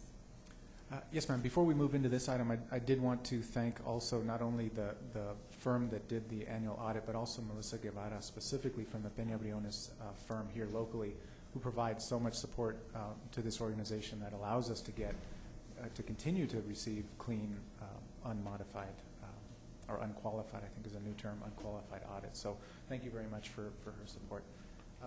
So Thank you for saying that. Appreciate it. Yes, absolutely. No, they're a huge part of this activity. And congratulations on a clean opinion. Oh, thank you. It's great. Very good. Thank you. I Good work. appreciate it. Good work. So item 7 then, as you read into the record, relates to certain personnel changes at the city of El Paso. The city has lost a whole slew of folks in the OMB division, as well as there's a new comptroller and some other new folks in their financial division. And the reason I'm mentioning that is the new comptroller has come in and has taken a new view at how the city operates as the RMA's fiscal agent. And that's, as you'll recall, is the city serves as a fiscal agent pursuant to a management agreement that we have with them. As the comptroller came in, she started looking at the activities to date, and what she's decided, which I think is a great idea, by the way, is to move the RMA's accounts outside of the city's accounts. Now, they'll still serve as our fiscal agent. They'll still control and serve as signatory to those accounts, but they will no longer be commingled within the city of El Paso's accounts. So we'll have very clear lines for those. So very excited about this move. So anyhow, that's what you see before you. So the resolution will actually do 2 things. It'll authorize me to sign any documents necessary to actually implement this activity, and then secondarily, it will authorize all of the board officers to serve as authorized representatives. But again, that's in the event that we need to create new accounts or something like that. But again, the city of El Paso serves as a fiscal agent, so therefore retains the signatory authority on payments. So subject to your questions, I would ask for approval of this item. Any questions, comments? Motion to approve? Second. Okay, it's been moved and seconded. All those in favor? Aye. All those opposed? Okay, item number 7 has been approved. Thank you. Item number 8. Anything else, Mr. Taylor? No, okay. Item number 8, discussion and action on board resolutions authorizing the chair or executive director to execute the following instruments as they relate to the design of projects in the 2013 El Paso County Comprehensive Mobility Plan. A, First Amendment to the interlocal agreement with the County of El Paso for the Vista del Sol roadway and improvement project.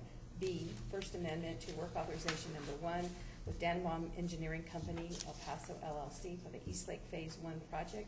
And C, First Amendment to work authorization number 1 with Hewlett-Zollars, Inc. for the Rojas Drive project. And I'll state those are 3 separate resolutions. So Mr. Tez. Yes, ma'am. And in fact, if I could actually ask you to read into the record item number 9, I put together a very brief PowerPoint that discusses both of these groupings because they are part of the Comprehensive Mobility Plan. Okay, so item number 9, discussion and action on board resolutions authorizing the executive director to take all actions necessary to implement the following change orders to the construction contract with CMD Endeavors, Inc. for the Mission Ridge Boulevard Extension Project. A, change order number 1, submission fee for a Texas Commission on Environmental Quality Notice of Intent to Discharge Permit. B, change order number 2, resolution of a water line conflict identified during construction. And C, change order number 3, addition of filter fabric not originally included. Thank you. Mr. Taylor. Okay, so I'll ask IT to bring up this PowerPoint. This is hopefully very brief, but I thought it would be a good time to go through kind of an overview of the Comprehensive Mobility Plan, how it works, and more importantly, the technical aspects of the individual contracts so that items 8 and 9 make a little bit more sense. So as you see here, this is the map of the Comprehensive Mobility Plan projects, and you all have seen this before. This is a listing of the projects for which are in the CMP but are involve the CRRMA in one way or another.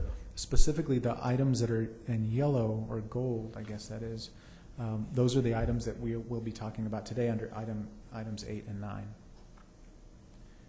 So this is a graphic. What I'm trying to do here, and I hope it works, is explain a little bit about how the contractual relationships are between the RMA, the County of El Paso, the providers of the design services, and the construction contractors through the various CMP projects, but more specifically for those that we will be dealing with under item 8 and 9.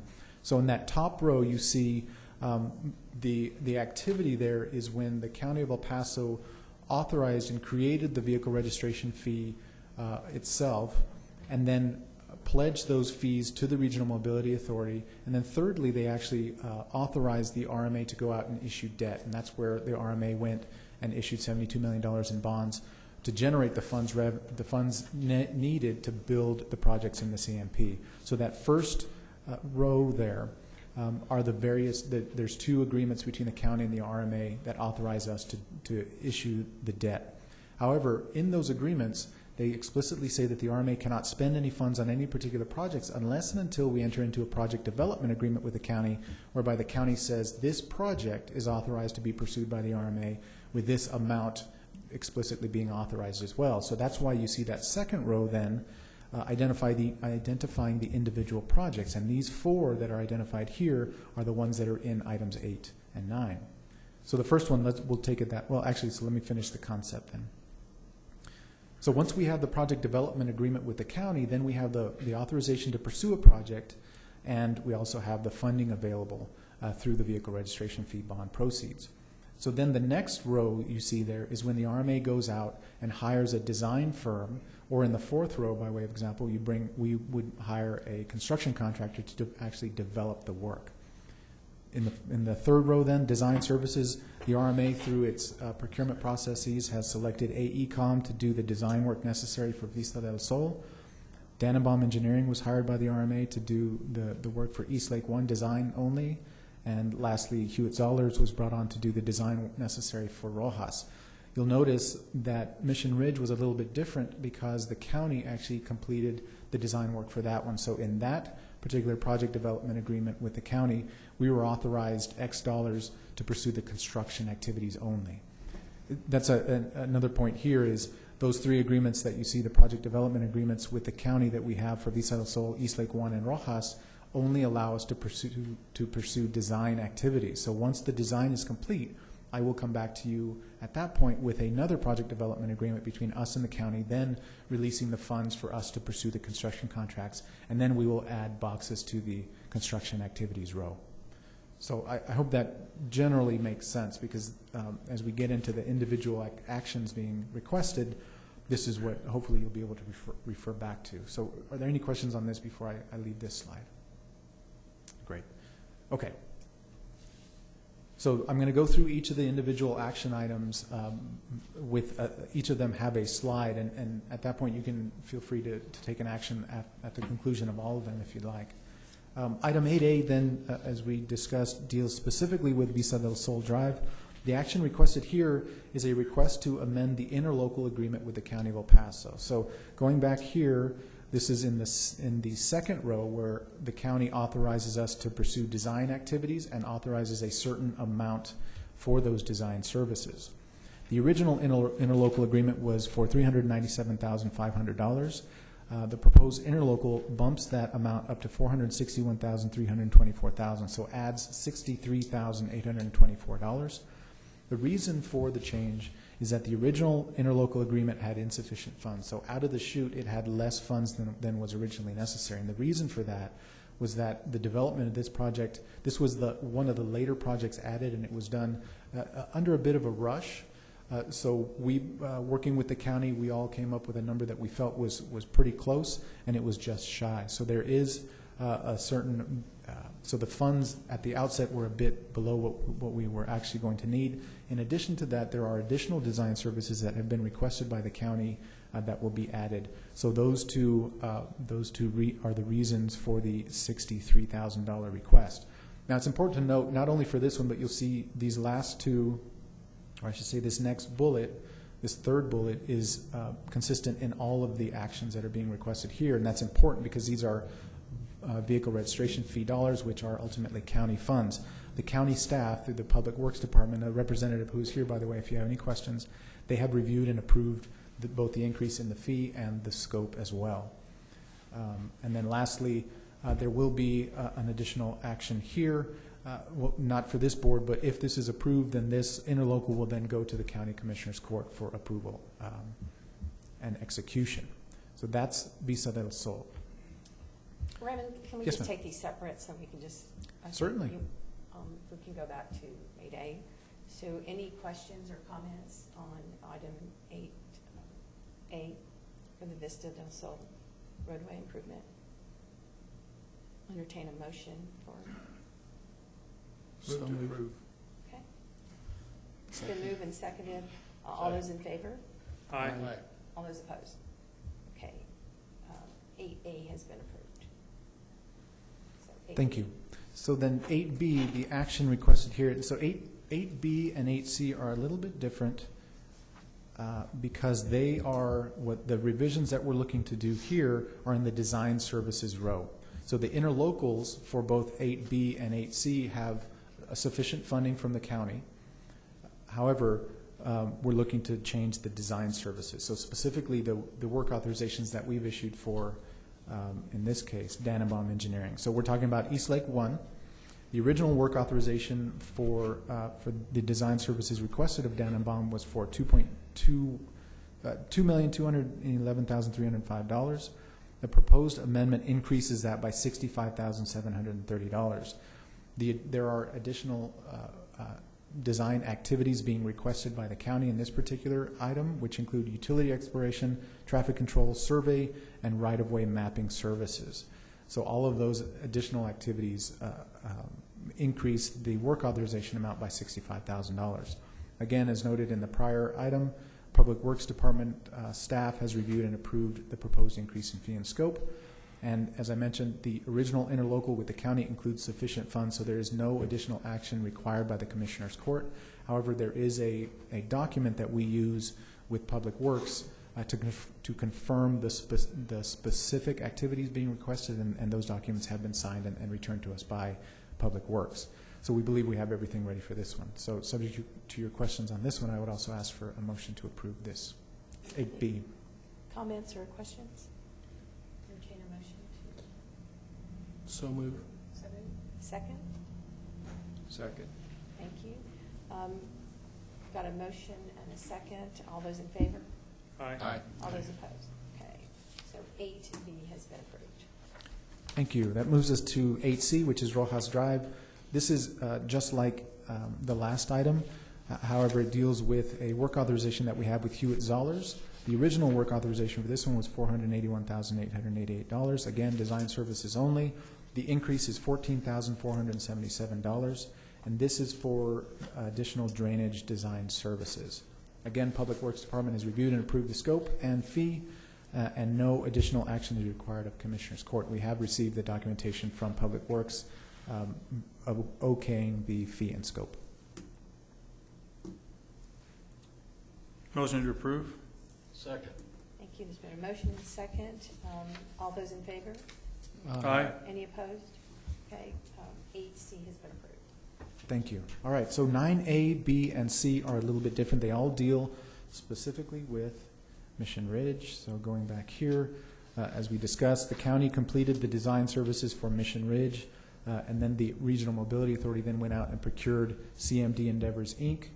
Now you'll note here there are two amounts listed under the CMD Endeavors construction activities contract that we have with them. The first amount, which is $3.2 million, is for the construction activities required for the project itself. The additional amount of $1.2 million is actually coming from the water utilities and the idea there, and you'll remember this, you will likely remember this, this is one of those scenarios where we notified the water utility of the roadway that we were building, known as Mission Ridge. The water utility had planned upgrades in the future, and they identified the funding today so that we could complete their activities for them. It's a much more proactive way so that we didn't build a roadway and then a year and a half they came in and tore it up to do their activities. So there's two separate funding sources here. The top one is from the county's vehicle registration fee through the trustee, and the 1.2 million comes directly from the water utility to us. So, and that comes into play as we talk about item 9A versus 9B. So 9A, what I'm asking for under all of these items is to amend the construction contract with CMD Endeavors, Inc. The original amount here, and this is for activities being funded by the vehicle registration fee portion, non-water utility construction, is $3.2 million. The proposed amendment is $650. Now, this is for a construction permit required by the TCEQ, the Texas Commission on Environmental Quality, that was not originally included in the contract. So this is something that should have been there, and it was just inadvertently omitted. The staff, Public Works staff has reviewed and approved, and again, no action required of Commissioner's Court. So with, subject to your questions, I would ask for a motion to approve this item. Any questions? Yes, Madam Chairman, one question. A lot of change orders here. This board did not meet in March, and so we have a very lengthy agenda as a result, but some of these change orders could have been on hold for 2 months before this meeting, I guess, us having met. Can you tell me sort of the story behind these change orders? Have they come up recently, or some of them been sitting, waiting for a board meeting? Some of them have been sitting, waiting for a board meeting, yes. Now, we have dealt with that in the past. If you're interested in pursuing a different approach where the executive director is authorized to approve change orders up to a certain amount, a certain threshold, and then I can come back and report to you. We can do certain administrative activities like that if you're interested. That might be prudent, but what are the implications when a change order is needed, but a board approval is also needed? Mm-hmm. Well, it's one of time, ultimately, right? It always becomes an issue of time. Now, none of these are in a position where they have delayed a project. Now, and if we were in that position... That was my question.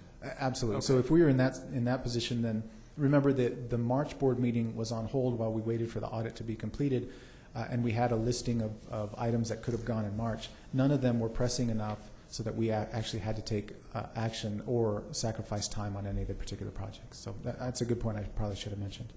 Mr. Chaz, can you remind us of what level of approval you have with that coming to the board at this time? It's dependent on each of the individual projects. So with streetcar, I believe we went up to 100,000.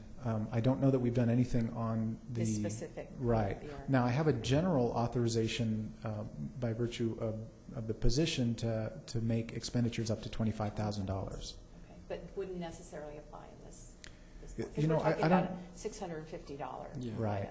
Right. So I don't know that we've ever used it like that, but I can look at it. Okay. Any other questions or comments? If not, we have a motion. Moved. Second. It's been moved and seconded. All in favor? Aye. Any opposed? Okay. So item 9A has been approved. Thank you. Item 9B then, this is under the water utility work. So this one's different than 9A because the original contract amount in this particular case is the $1.2 million that comes directly from the water utility funding source. In this case, we're looking for an increase of $9,504 for the resolution of a water line conflict. And in effect, what's happening is that the water line is in conflict with storm sewer. So the water line is being deflected under the storm sewer, if I remember correctly. And we've got county folks here that can correct me if I misspeak. Ultimately, though, county staff through the Public Works Department has reviewed and approved, and we have received that documentation, and no revisions are required by Commissioner's Court. So subject to your questions, I'd ask for approval of this item as well. Comments, questions? Open for approval? Or motion, Move please? to approve. Second. Thank you. It's been moved and seconded. All those in favor? Aye. Any opposed? Okay. Number 9B has been approved. Thank you. Last one then. So this goes back to the vehicle registration fee funding source of the $3.2 million for non-water utility construction activities. The increase here is $36,491.76. This one was an interesting one. The design called for riprap, but it didn't call for the filter fabric that is normally required under the riprap. So what we've done here is we've had a deductive change order to remove the riprap and add back a separate item that includes riprap and filter fabric. So that accounts for the increase of $36,000. Public Works staff has reviewed and approved, and no action is required of Commissioner's Court. to approve. Second. It's been moved and approved. All those in favor? Aye. Any opposed? 9C has been approved. So on to number 10. Yes, ma'am. Item 10, construction contract with Paso Del Norte Truck Works as they relate to the El Paso streetcar project. A, change order number 1, removal of underground foundation and waste materials. B, change order number 2, removal of an underground storage tank and related soil remediation.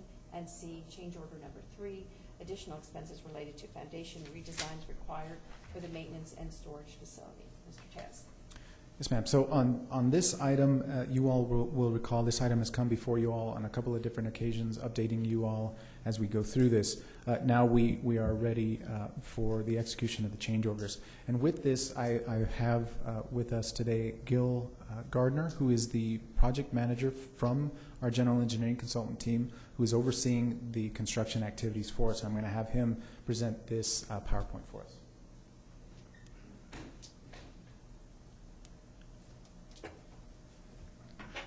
Good morning. As you know, I'm Gil Gardner, the project manager for the streetcar project. And I believe it was in February that I gave you an update of the status of the project, and we identified the issues that had come up here, this was on the maintenance facility. Before I get started, one of the things that I'd like to state is, because I recall the last time I was here and we talked about contingency analysis, for each of the major elements of the work that we've done on this project, we've assigned contingency to the project or to those elements of work. This element of work here is a maintenance and storage facility. We assigned a contingency of approximately $600,000 to the project. And this was money that I'm not going to say that we fully expected to spend, but it was money that we had available in case unforeseen conditions come up. As I told you in February, we had some unforeseen conditions come up. One of them was the rubble, which is change order number 1. The other one was the fuel tank, which is change order number 2. And then we had a third change order, which as we were going in doing the building, we discovered that had to make some modifications to the foundation of the maintenance facility, which I'll discuss shortly. But we could start now under change order number 1. That was, we discovered the underground rubble. I want to apologize for misspelling rubble. It's got a couple of B's in there, but my eyes went crazy on me. Under the maintenance and storage facility. Initially, the early investigations by the designer and the information that the designer had been provided by the city indicated that there was a small concrete vault within the vicinity of the inspection pit. Well, as it turns out, it included old concrete building foundations, buried pipes, steel crane rails, and other assorted garbage. That was clearly an unforeseen condition for the contractor in his underground conditions. So the removal was necessary in order for us to basically build the site or get the site ready for construction. The change order included all of the labor, equipment, hauling, everything. We projected 707 cubic yards to be the total removal amount, with about 99 loads delivered to the dump with the fees of $31,000. So the total cost of this change order is $109,225.40. Now, some of the items that covered under that were, if you look here, this was some of the rubble and debris that we had to do. You can see the old foundations from the old buildings that were there. This was all covered up by a parking lot, by the way, so neither the designer nor the contractor had any idea that this material was there. Change order number 2 was the underground storage tank, and this was a diesel tank. This one was done strictly under the clause. We have a clause in the contract for hazardous material removal, which is very clear that it's the responsibility of the owner, a CRRMA, to handle hazardous removal if the contractor runs into it. They discovered an underground storage tank during the excavation for the foundations, and it had been used to store petrochemicals of some nature. We assumed it was diesel. Work was stopped. We had to take samples to go in and see what kind of material it was, what had to be, for analysis. Came back positive for hydrocarbons, so we had to go in and remove, not only remove the tank, but remove all of the contaminated materials. The tank was not identified in any data source for buried tanks in the MF site, but it had previously been cleared by TCEQ, which made it a little bit easier for us as far as paperwork. We didn't have to go into a lot of detail with paperwork, but we did have to remove it, and we had to bring a specialty firm in to do the removal of this tank here. And this included the removal of the tank and then 2,435 cubic yards of clean fill that had to be brought back in to replace the contaminated fill. So the total cost of this was $201,423.25. And this was initially done under the force account manner, under very clear criteria under the force account section of the contract. However, we decided to simplify matters. We'd just change it over to a change order, convert it to a change order and bring it before the board. Some of the items that we looked at in there, as you can see, there was the underground storage tank. You can see there where they're having to remove all of those contaminated soils here on the storage site and everything. Yeah, we have one other. I wish I'd have brought it. We have one other that shows the big tank being pulled out. It ended up being a much larger tank than we thought it was. The third one, the maintenance and storage facility foundation changes was the original design required spread footings for all of the building foundation. And in addition to that, the geotechnical report required that it be over excavated 5 feet on not only below the spread footing, but on all sides of the spread footing. So if we had a spread footing that's, say, 10 foot by 10 foot, then we had to have over excavate a rectangle that's 20 foot by 20 foot. In doing that and getting ready, we recognized or realized there were two elements that created a problem. One of them was a switch box that was within the footprint area that El Paso Electric has not yet moved. They're in the process of moving it now. They just completed the design, but they haven't yet moved it. The other thing that we discovered was two things. One of them, there was a rock wall that was the boundary between the maintenance facility site and the substation that's right next door, the El Paso Electric substation. Had we done spread footings with the over excavation as required by the geotechnical report, we would have actually had to go inside into the foundation, the substation site. We decided that that was probably, really was a no-no. We couldn't go in there. We didn't want to have to get additional right-of-way or easement requirements to get in there, and it would delay the project. So what we did is the designer came up with a design to use pile foundations or drill caissons in that area right there so we could continue working. The total cost of that is $66,413.71, and this is the change order number 3. Here. This one, by the way, the work has not started on it. The contractor's ready to go, but he was ready in March, and we had it ready to go, but because of the delay. So he'll want to start on this the moment we can sign the change order. That's a copy, if you can see it there, the switch box that is we're having to work around right now until El Paso Electric can relocate that switch box. We have to be very careful about that box, by the way, because it actually serves about 4,000 customers, including the transfer facility. So we've got to be extremely careful with it. The other one shows the rock wall and the location of the maintenance or the substation facility, which is the reason we're having to go to the drill shaft foundations.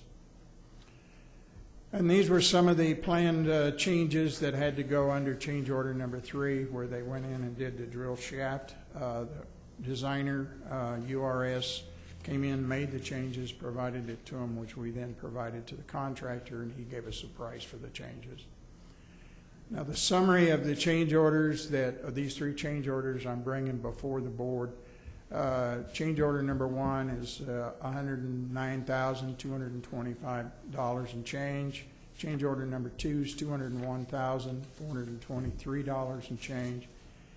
Change order number 3 is $66,413 and change, for a total of $377,062.30.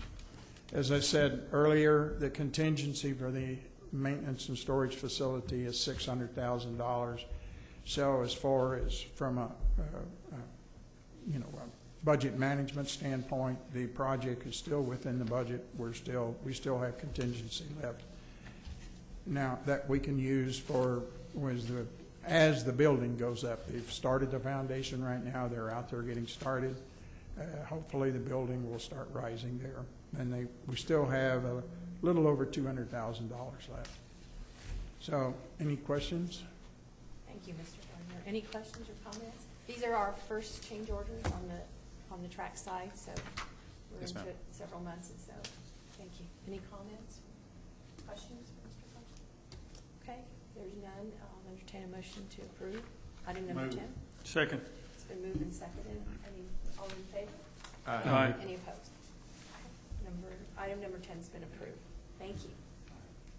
Item number 11, discussion and action on a board resolution authorizing change order number 1 to the rail vehicle contract for remanufacture of PCC cars with Brookville Equipment Corporation for lead paint removal, changes to proposed vehicle windows, and minor contractual language revisions, all related to the El Paso streetcar project.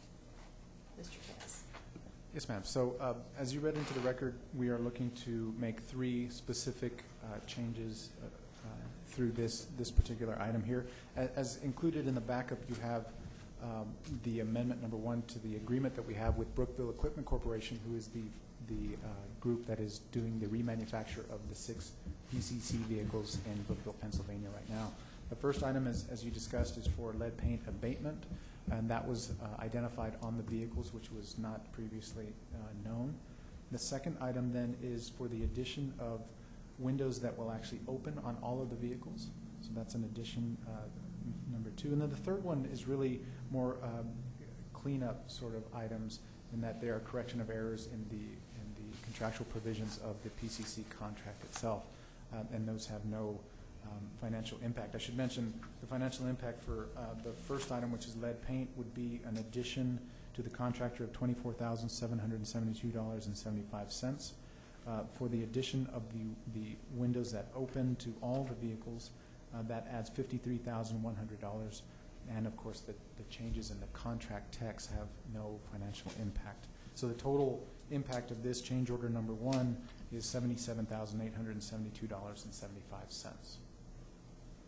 So subject to your questions, I would. And again, I'll note this is our first change order on, Yes, ma'am. on the vehicle side for the streetcar project. Any questions or comments? What is the reason for openable windows? You already have some are already openable. That's right. So the original request from Sun Metro was to have, if I remember correctly, there were 2 windows in the front, 2 windows in the back that would open, and then the remaining windows in the center would then remain closed. And they've since changed their mind and have asked that they all be openable. However, also they can be locked. So they will always be locked unless and until the operator actually opens the window. And that's for specifically at Sun Metro's, what Sun Metro uses openable windows for is if in the event the air conditioning breaks down, then they open the windows and it makes it much more manageable, and you can actually get a really nice breeze through them. The driver controls the locks? Driver does, yes. Oh. And I'd mention too, these are historically accurate, so we also will have the railing against the windows. So even when they're open, you won't be able to hang your head out or anything like that. Any other questions or comments? If not, is there a motion to approve? So moved. Second. Motion's been brought and seconded. All in favor? Aye. Any opposed? Okay. So item number 11 has been approved. Okay, we're on the home stretch, everybody, so hang in there. Item number 12, presentation, discussion, and action on board resolutions authorizing the chair or executive director to execute or implement the following items as they relate to the El Paso Bike Share Program, known locally as Sun Cycle. A, interlocal agreement with the City of El Paso for Phase 2. B, interlocal agreement with the University of Texas at El Paso for Phase 2. And C, amended rate schedule to increase the time period provided with annual memberships. Thank you. Reyes. Okay, so items 12A and 12B deal specifically with Phase 2, so I want to touch on those. And I've got a very brief, again, hopefully very brief PowerPoint for you to walk through the proposed expansion. So here we go. I'll try to get through this quickly. Really, we're just going to talk about the original Phase 1, which began in September 2015, and the proposed Phase 2, which could begin in summer of 2016. So Phase 1 began in September, this past September, with 80 bikes and 8 stations. All stations are solar powered with battery backup, and they accept Visa, MasterCard, and Discover cards. The current locations include 5 in downtown, and you all are aware of these by now. 1 at the Rio Grande campus of the community college, and 2 UTEP locations. Here is the map that illustrates where they are. And this the original Phase 1 had a total budget of $720,000. Which included $320,000 from the feds through TxDOT. The MPO provided $276,000 that they had received of Rider 8 funds from the Texas Commission on Environmental Quality. The City of El Paso granted $100,000, and the University of Texas at El Paso brought in $24,000. And the way that we implemented Phase 1 was that we used the federal funds and a portion of the remaining funds to match those federal funds for the completion of the capital purchases and installations. So those are the purchases of the bikes, the build out of those bikes, the purchase and installation of the stations, and everything associated with that was paid for on the federal side. The remaining TCQ, City of El Paso, and University of Texas at El Paso funds were then held in our bank accounts to provide for operations and maintenance in the early years. So that's how we have structured the program. Phase 2, what we're looking at doing is essentially doubling the system, adding another 80 bikes and 8 stations to supplement those stations that are currently between downtown and UTEP. So we're looking at 3 locations at UTEP. One would be at the new Student Housing Center, which is known as Minor Canyon up on Sun Bowl. There's another station proposed for the Student Recreation Center on Sun Bowl as well, and a third at the Loya Administrative Building, which is on Schuster. A 4th station is actually very close to UTEP as well, and it's being proposed in Mundy Park, which is in Sunset Heights. It would serve not only Sunset Heights neighborhood, but would also serve UTEP, because there are a lot of folks, UTEP students, that park in or around Mundy Park, and they'd be able to hop on a bike to get into the inner campus very easily. That's a 4th station. A 5th station that we're looking at is Southwest Ballpark on the west side, the Durango Street Bridge specifically, which would serve as a great pairing for folks that are interested in riding their bikes to a ballpark game. They'd be able to hop on at Mundy Park, for example, in Sunset Heights, park very easily and ride over. It's a very nice ride, actually. I've done it a couple of times just to make sure it made sense. And they could ride up and park right in front of the west side entrance to the ballpark. San Jacinto Plaza, they have a location there for us. In fact, it was originally supposed to be placed in Phase 1. Of course, San Jacinto wasn't quite ready, so it's going to be ready now. So we're looking to drop a station in that park. Just as a side note, because we couldn't place one in San Jacinto, we actually placed it at Pioneer Plaza. Turns out Pioneer Plaza has been to date one of our strongest stations, so that worked out really well for us, I think. City Hall 4 then is another area that we're looking at somewhere near that area by the one-stop shop, and that has actually been a request of some of our annual members. By way of example, we have architects and engineering firms in one part of downtown that have to file and receive permits from the one-stop shop. They use the system and they go from one part of downtown over to City Hall, but then they have to walk the rest of the way. They'd obviously prefer to be able to park much closer to the one-stop shop, which I think makes a lot of sense. It gets a lot of traffic. So we're looking at dropping a station somewhere in that area. And the final proposed location would be at the county courthouse. I would mention none of these locations have been expressly approved by the landowners, and you'll note all of these are public areas. Just like we did with Phase 1, we will not be placing any stations on private property. We'll only place them on mainly city rights-of-way and city-owned land, and then beyond that on UTEP parcels, and here you see county courthouse as well in this particular instance. So we will work with, and we have been working with each of these agencies to make sure that they are comfortable with these locations and that it makes sense for the populations that they serve. These are the budget details for Phase 2. We're looking at, from the federal side through the Metropolitan Planning Organization, at $284,000, which would be matched with City of El Paso and University of Texas at El Paso funds. So we have a total amount of $584,000. So we are asking $150,000 specifically from the city and from UTEP each. And that's how we would get this phase completed. In very similar manner to Phase 1, where we would use the federal funds and the local match to the federal funds to pay for the capital improvements. So that's, again, buying and building the bikes, as well as placement of the stations and connection and all those expenses associated with starting up a system. The remaining funds would then be put in our bank account again to be used in the future for operations and maintenance expenses. So that's all I have for you on this. So with that in mind, then, I do want to mention under item 8A, which is the interlocal agreement with the City of El Paso. That item went before the council this past Monday. I want to say it was Monday the 11th, and it was approved. So the city has committed to $150,000. It was unanimous, and that was nice to hear. The interlocal agreement under item B with the University of Texas at El Paso, Mr. Richard Adauto, who among his titles is now currently the interim vice president for business at the university, has committed the $150,000 from UTEP as well. That agreement has already been approved by UTEP's legal department. So if you all approve here, we should be ready to sign that commitment as well. So we'll have both of those done today. The final action for the federal funds then has gone through the MPO's TPAC committee, which is the Transportation Project Advisory Committee, and that was approved last, I want to say it was last Wednesday or Thursday, and that was approved. And for final approval, it will go before the Transportation Policy Board at the end of this month. So I will keep you posted on that, and that will be the final approval necessary by a governing board of one of the agencies that are involved. So that will wrap all of that up. So if we can take items 12A and 12B, that will wrap up the Phase 2 discussion. Then we can take item C after that. That's a little bit different. Any other Subject questions? to your questions, of course. Move to approve. Any motion made?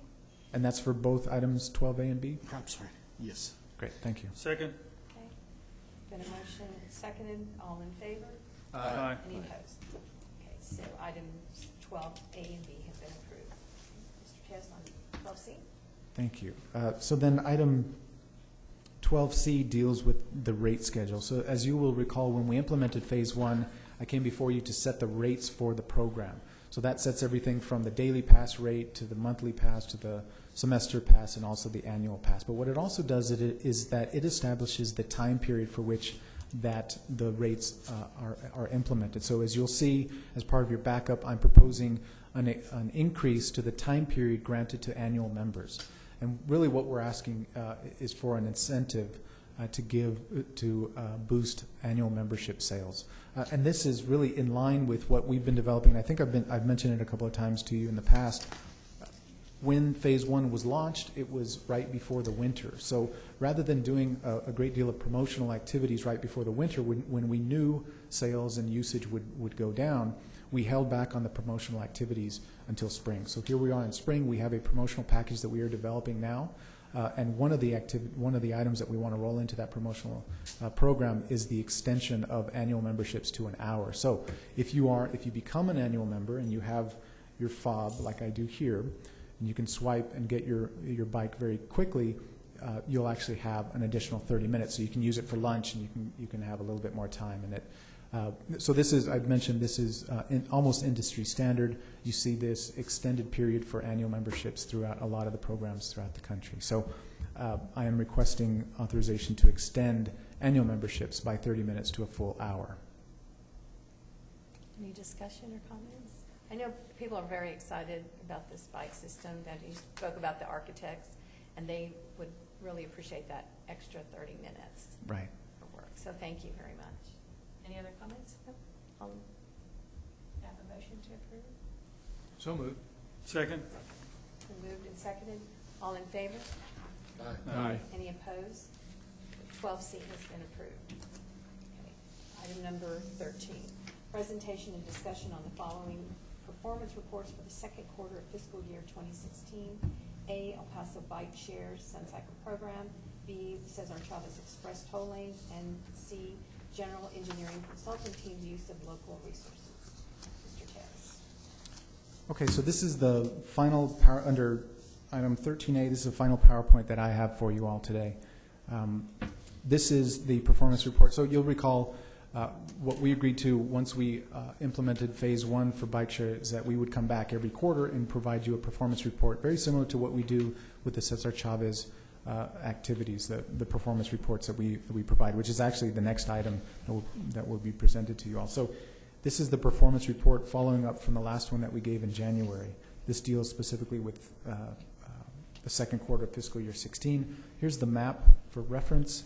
And this is the information. So when you look at it, this is specifically from December 1st through February 29th. You'll see the total number of bike trips at 853. Total duration is measured in minutes. So in minutes, there were 40,000 minutes of actual bike rides. So the average duration is about 48 minutes.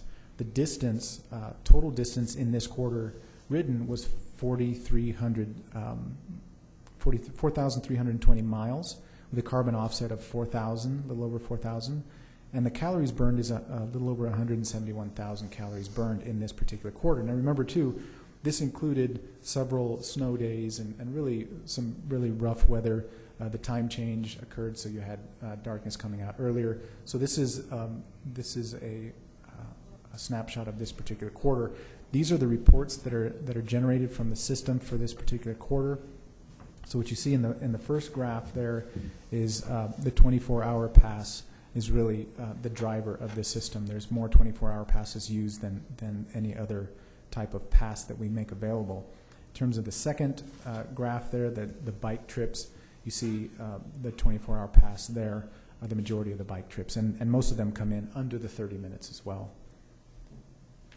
By day of week is the top graph. You're seeing Saturday and Sunday being our heavy days, Saturday in particular in this case, in this particular quarter. And the second graph there is by hour of day. You're seeing the majority of activity around 3 p.m. in the afternoon.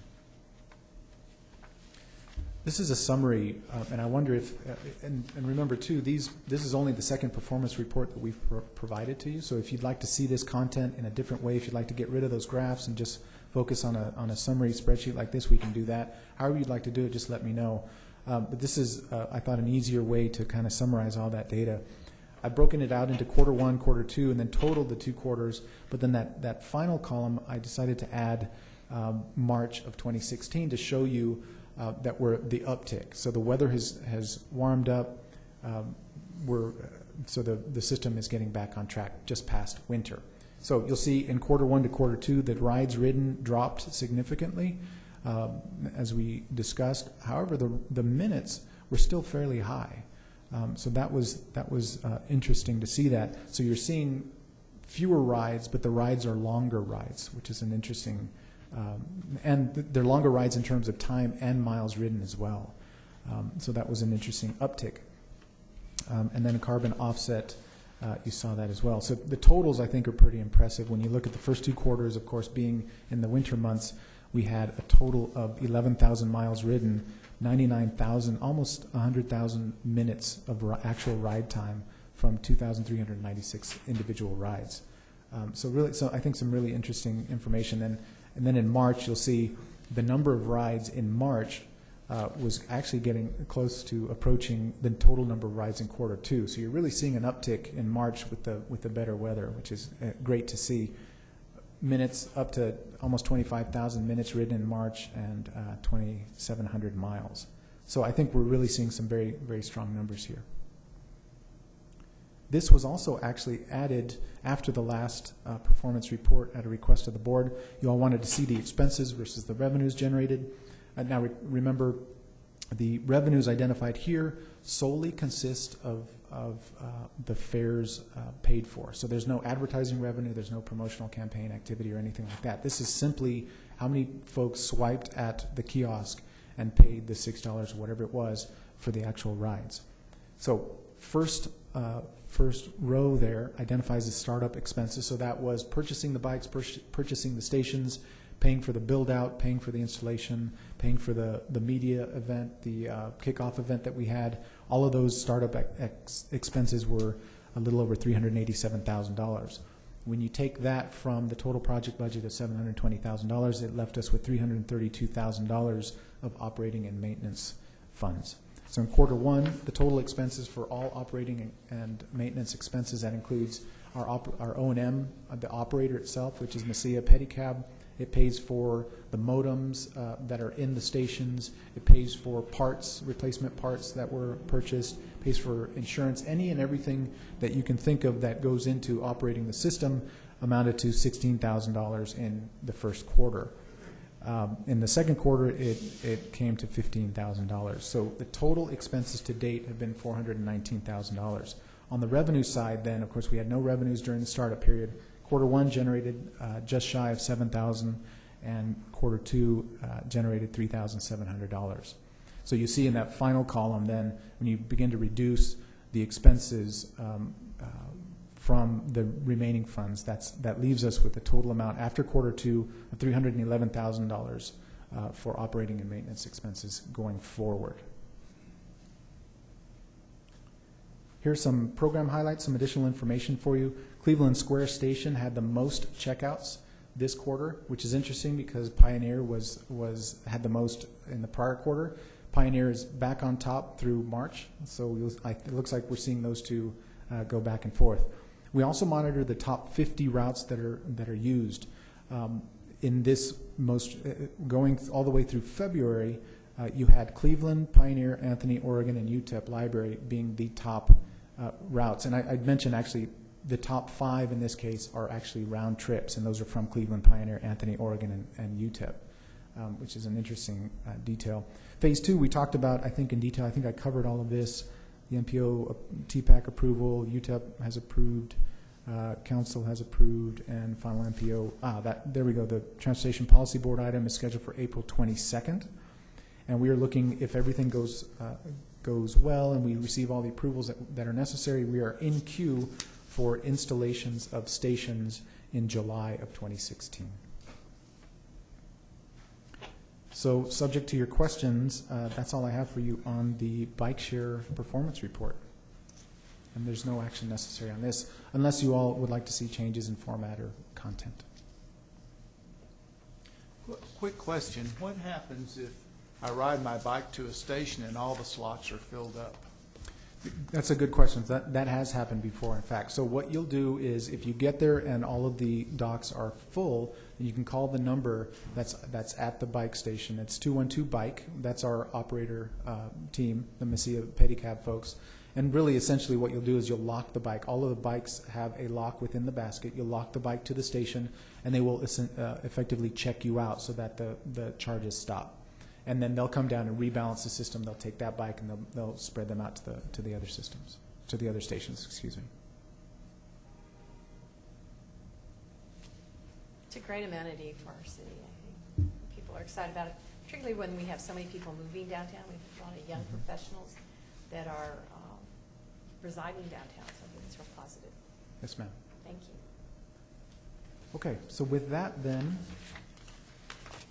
we're going to move to item 13B, which is Cesar Chavez Express Toll Lanes Performance Report. For this item, we have Ron Fagan, who is a member of our General Engineering Consultant team, and he's going to provide you with the second quarter, sorry, that's the wrong one, excuse me.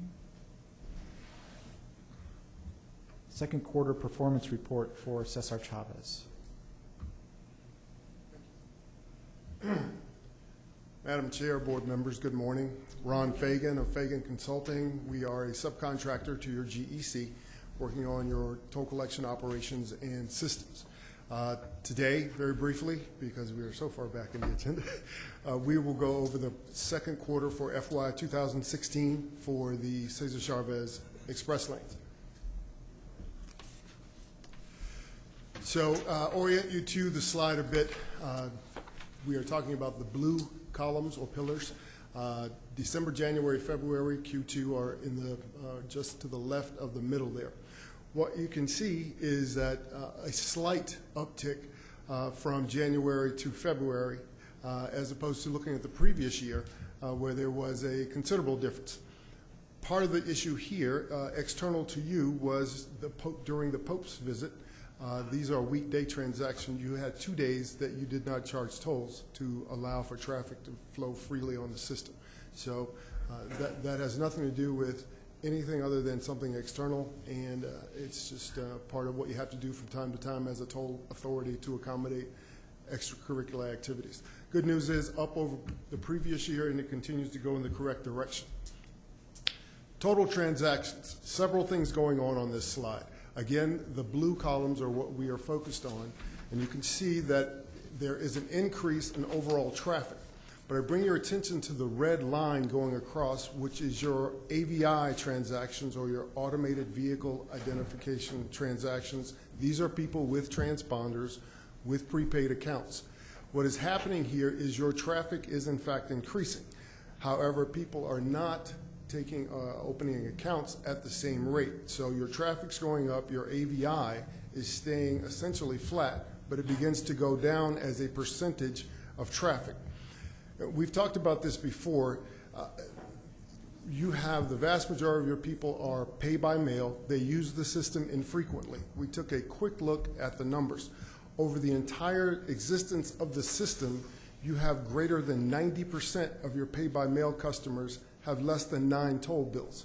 A toll bill can have any number of transactions, but what that says is you have a large circle of people that use the system as they feel they need to.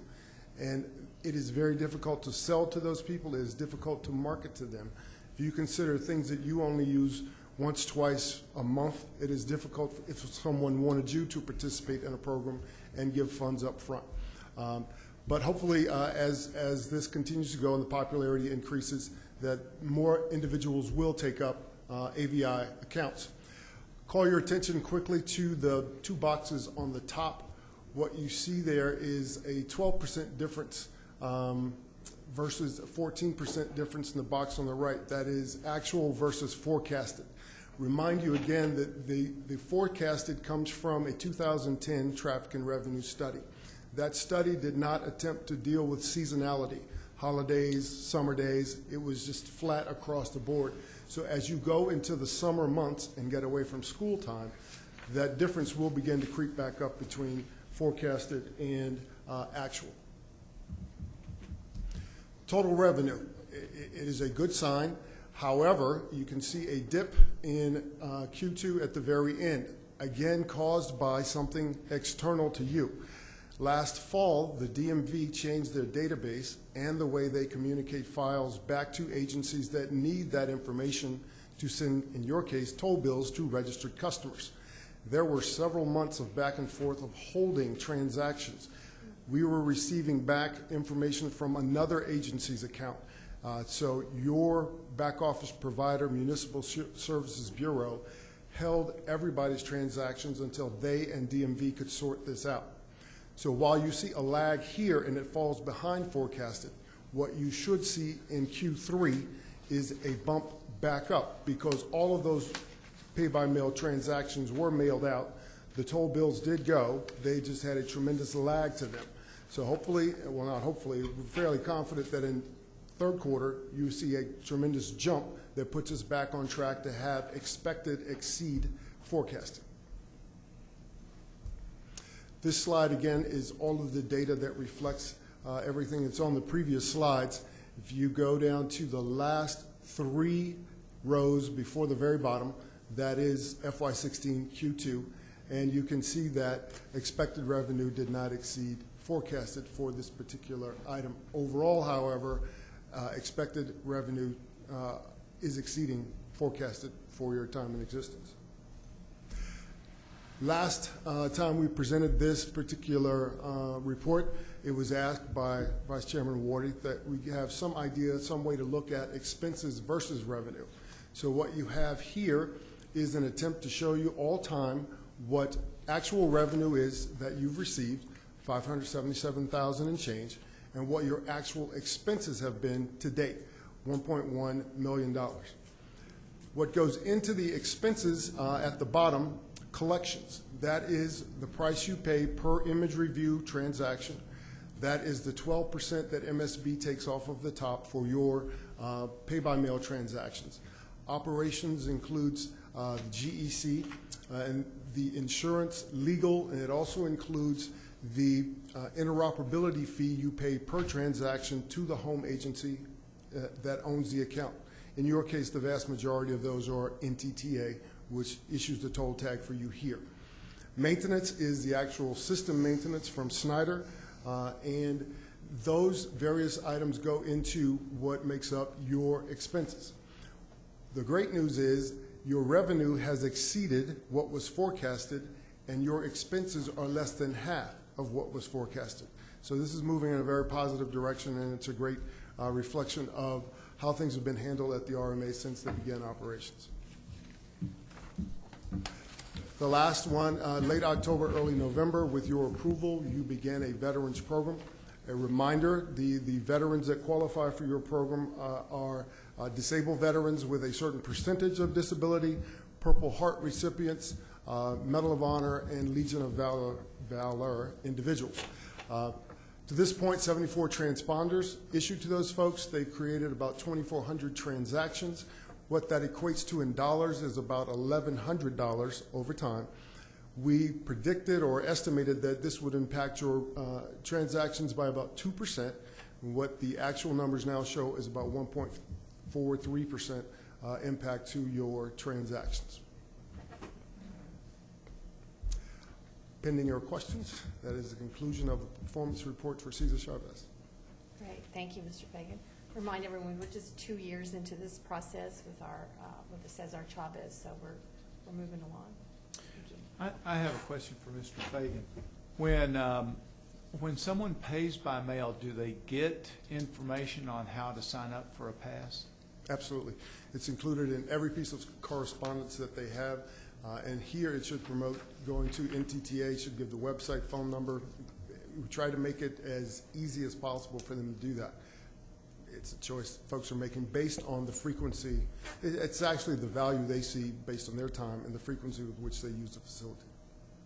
The bills, and to further that point, the bills themselves, correct me if I'm wrong, Mr. Fagan, but there's a table in there that shows what you're paying as a pay-by-mail user, what you would pay if you were an AVI user.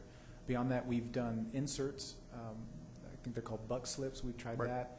We also had a separate program, I think I mentioned it to the board before, where we actually identified the 100 highest users of pay-by-mail, the pay-by-mail services. These are active users making the payments, 100 highest. We sent them tags in the mail, free, and told them just sign up. Of those 100, 7 signed up. So I think we've done what we can, and it just seems like, as Mr. Fagan has been saying, I think it's just a user choice at this point. Thank you, Mr. Fagan. Thank you. Appreciate it. On to number C, our GEC report. So this item then is we have David Head, which is also part of our general engineering consultant team. And this, as you'll recall, we do quarterly reports to the board identifying local impact. Now, let me touch on this, and I don't know if I've done this in a while, so for the benefit of the board and those folks watching, the way that the RMA identifies local impact is a little bit different than other governmental agencies in the area. A lot of governmental agencies try to identify a firm as to whether they are local or not by number of years based in El Paso, number of employees, or some other calculation. What we've done instead is, this has been several years back, we actually wanted to identify local impact. So what we do is we look at the general engineering consultant and identify the employees that are doing the activities and that are billing against the project budgets. So, for example, Atkins is an international firm, but they have employees that are from El Paso, that live in El Paso, David Head included, who lives here, makes a home here, and charges against certain projects. So all of his expenses that he's charging to the RMA are considered local impact dollars. All of the expenses, by way of example, Ron Fagan, who's based out of Austin, his expenses then are considered non-local. So we break out local and non-local. So that's what you're going to see today. So with that, I'd ask Mr. Head to come and present this item to you.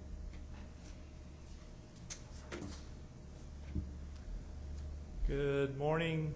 It's David Head, GEC consultant, and be talking about the local resources used by the GEC. So what we'll be talking about is life-to-date labor expenditures, and then we'll do a graphical representation of that, and we will have a summary by firm. Any questions? So on this slide, what you'll see is quarter one being represented by February 2009 to April 2009, and then moving down the sheet to the most current quarter, quarter 28, November 2015 to January 2016. And as you look across, these are numbers by quarter. The first row is the local labor dollars spent, and then the percentage by local labor, and then you have the non-local labor dollars and percents. And if you look down at the bottom at quarter 28, quarter 25 through quarter 28, that those 4 quarters, you can see the red box, and what that is we've tried to highlight that, or what we've been saying is that the CMP projects, the streetcar project will be impacting as they come on board. And so for this last year, you can see that those numbers are starting to rise on the local labor percentages. So we're at around 62% for this last quarter, quarter 28. And then the bottom box is the total labor number percent that is split pretty much between the local and the non-local. But I would note that the dollar amount for the local labor is a little bit higher than the non-local labor at this point. So this is that slide in a graphical representation, and what you'll see is by quarter, the bars, the purple bar being the non-local labor, and the gold bar being the local labor for each quarter. And as you move across that graph to the right, you'll see the quarter 28 is being represented over there with the local labor. So the squiggly lines, if you look at those, the gray line is the percent local by quarter for the reporting periods that we've been talking about, and then the purple squiggly line is the percent local labor to date, so that you can see that we're at 50% on that. And if you look at the purple line, you can see that it's starting the uptick, which is what we've been talking about with the CMP and the streetcars coming online.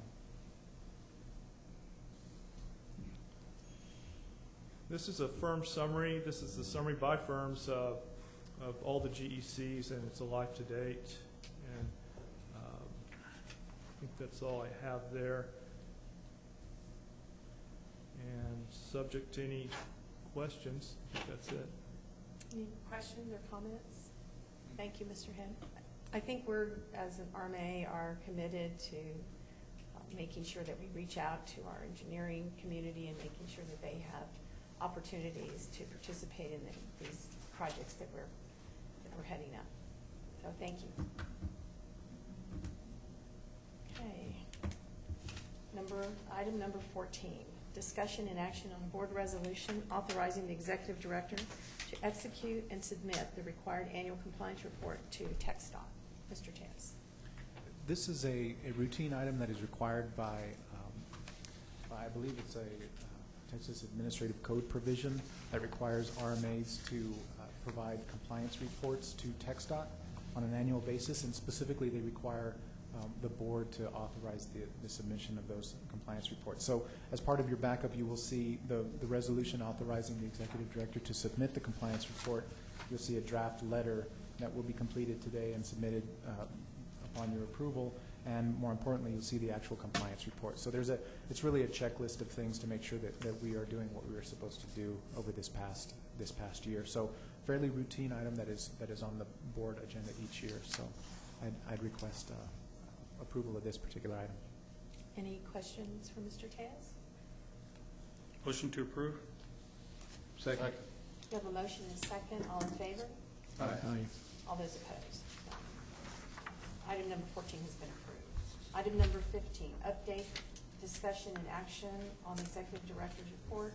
A, El Paso Streetcar Open House, and B, the CRRMA meet and greet. Mr. Taz. Very, very briefly, item 15A then deals with the open house that was held last night. This is the second of the open houses that we've had for the streetcar project. This was held at Sacred Heart in the gymnasium last night. We had a fairly light turnout, but there were some very interested individuals, and I think that we were able to share some good information with some of the businesses on Father Ram in particular, which is really the area that we're impacting heavily right now. So I thought that was very good to have some of those business owners come in and talk to us. And the way that we structured this is very similar to the last open house that we had at the main library, where we had stations, and each station dealt with tracks or track work or construction timelines and that sort of thing. So it was a come and go type of scenario. So I thought that was another successful outreach activity that we had last night. Item 15B then is a meet and greet, and this actually comes from a request to the board, I want to say a couple months back, when we were discussing outreach activities that the RMA does for the inclusion of local contractors getting access to RMA projects. Because of that discussion at the board, I spoke with Representative Acosta's staff, because I know that she's very interested in local procurement opportunities as well, and I know that they've made inroads in terms of what the city does to make this information available to the local contracting community. So I contacted them, and they put me in contact with the Small Business Administration, and we kicked it around and came up with the idea of doing a meet and greet where I would go and introduce the RMA to all of the folks on the Small Business Administration's email list. From there, then, they actually contacted the community college's Contract Opportunity Center. So we're using the Contract Opportunity Center along with the SBA, along with Representative Acosta, to spread the word about the RMA and let them know what contracting opportunities we have coming up. So I'll be presenting on May 19th to this group. So just wanted to let you know that we heard you, and we're doing some additional outreach activities. So that's all I have for you. Subject to your questions, I think we're done for the day. Madam Chairman, one thing that, and I apologize, could we go back to item 11 that was on our agenda very briefly? Now, this was the streetcar refurbish, and there was an issue that I flagged that I wanted to mention, and I neglected to do so. Certainly, Can we pull that up? I think you would need a motion to reconsider. Okay. Motion to reconsider? Second. Okay, there's been a motion to reconsider. Second. All in favor? Aye. Any opposed? And my apologies to the board. But if you could pull up number 11, or this is item 11, but it's 5E on that list of changes. I'm sorry, which one is it? It's item 11. all right. Did I have a It was agenda PowerPoint? item 11, and this is on the streetcar rework, and it was item number 5E. Is I think he means paragraph 5E. You agree? Paragraph 5E. Oh, I'm sorry. The actual- I don't have. I didn't have a PowerPoint for that, did I? This was just in the contract. In the contract. In the supporting documents. Right, supporting Okay. documentation, sorry.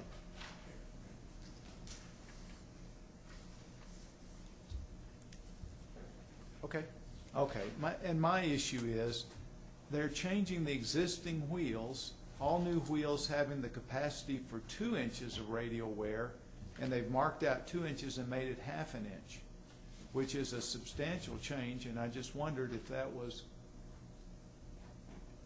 and I apologize again for bringing it up late. No, not a problem. So we have with us Chuck Berry, who's with the AECom team, and he is the lead on the vehicle component. So we'll ask Mr. Berry to address your item. Okay. Good morning, everyone. My name is Chuck Berry with AECom, formerly URS, your vehicle representative to the contract. We talked about that item, and the initial description that was used was 2 inches because the thought was the full diameter of the wheel. And the way that the industry works and describes that wear element, they talk about the radius, half the diameter. So the 2 inches was really intended to be 1 inch of radius wear, and the manufacturer informed us that that is unusual and not industry standard, and it was changed to 1/2 inch of wear because of the way the wheel is described or defined.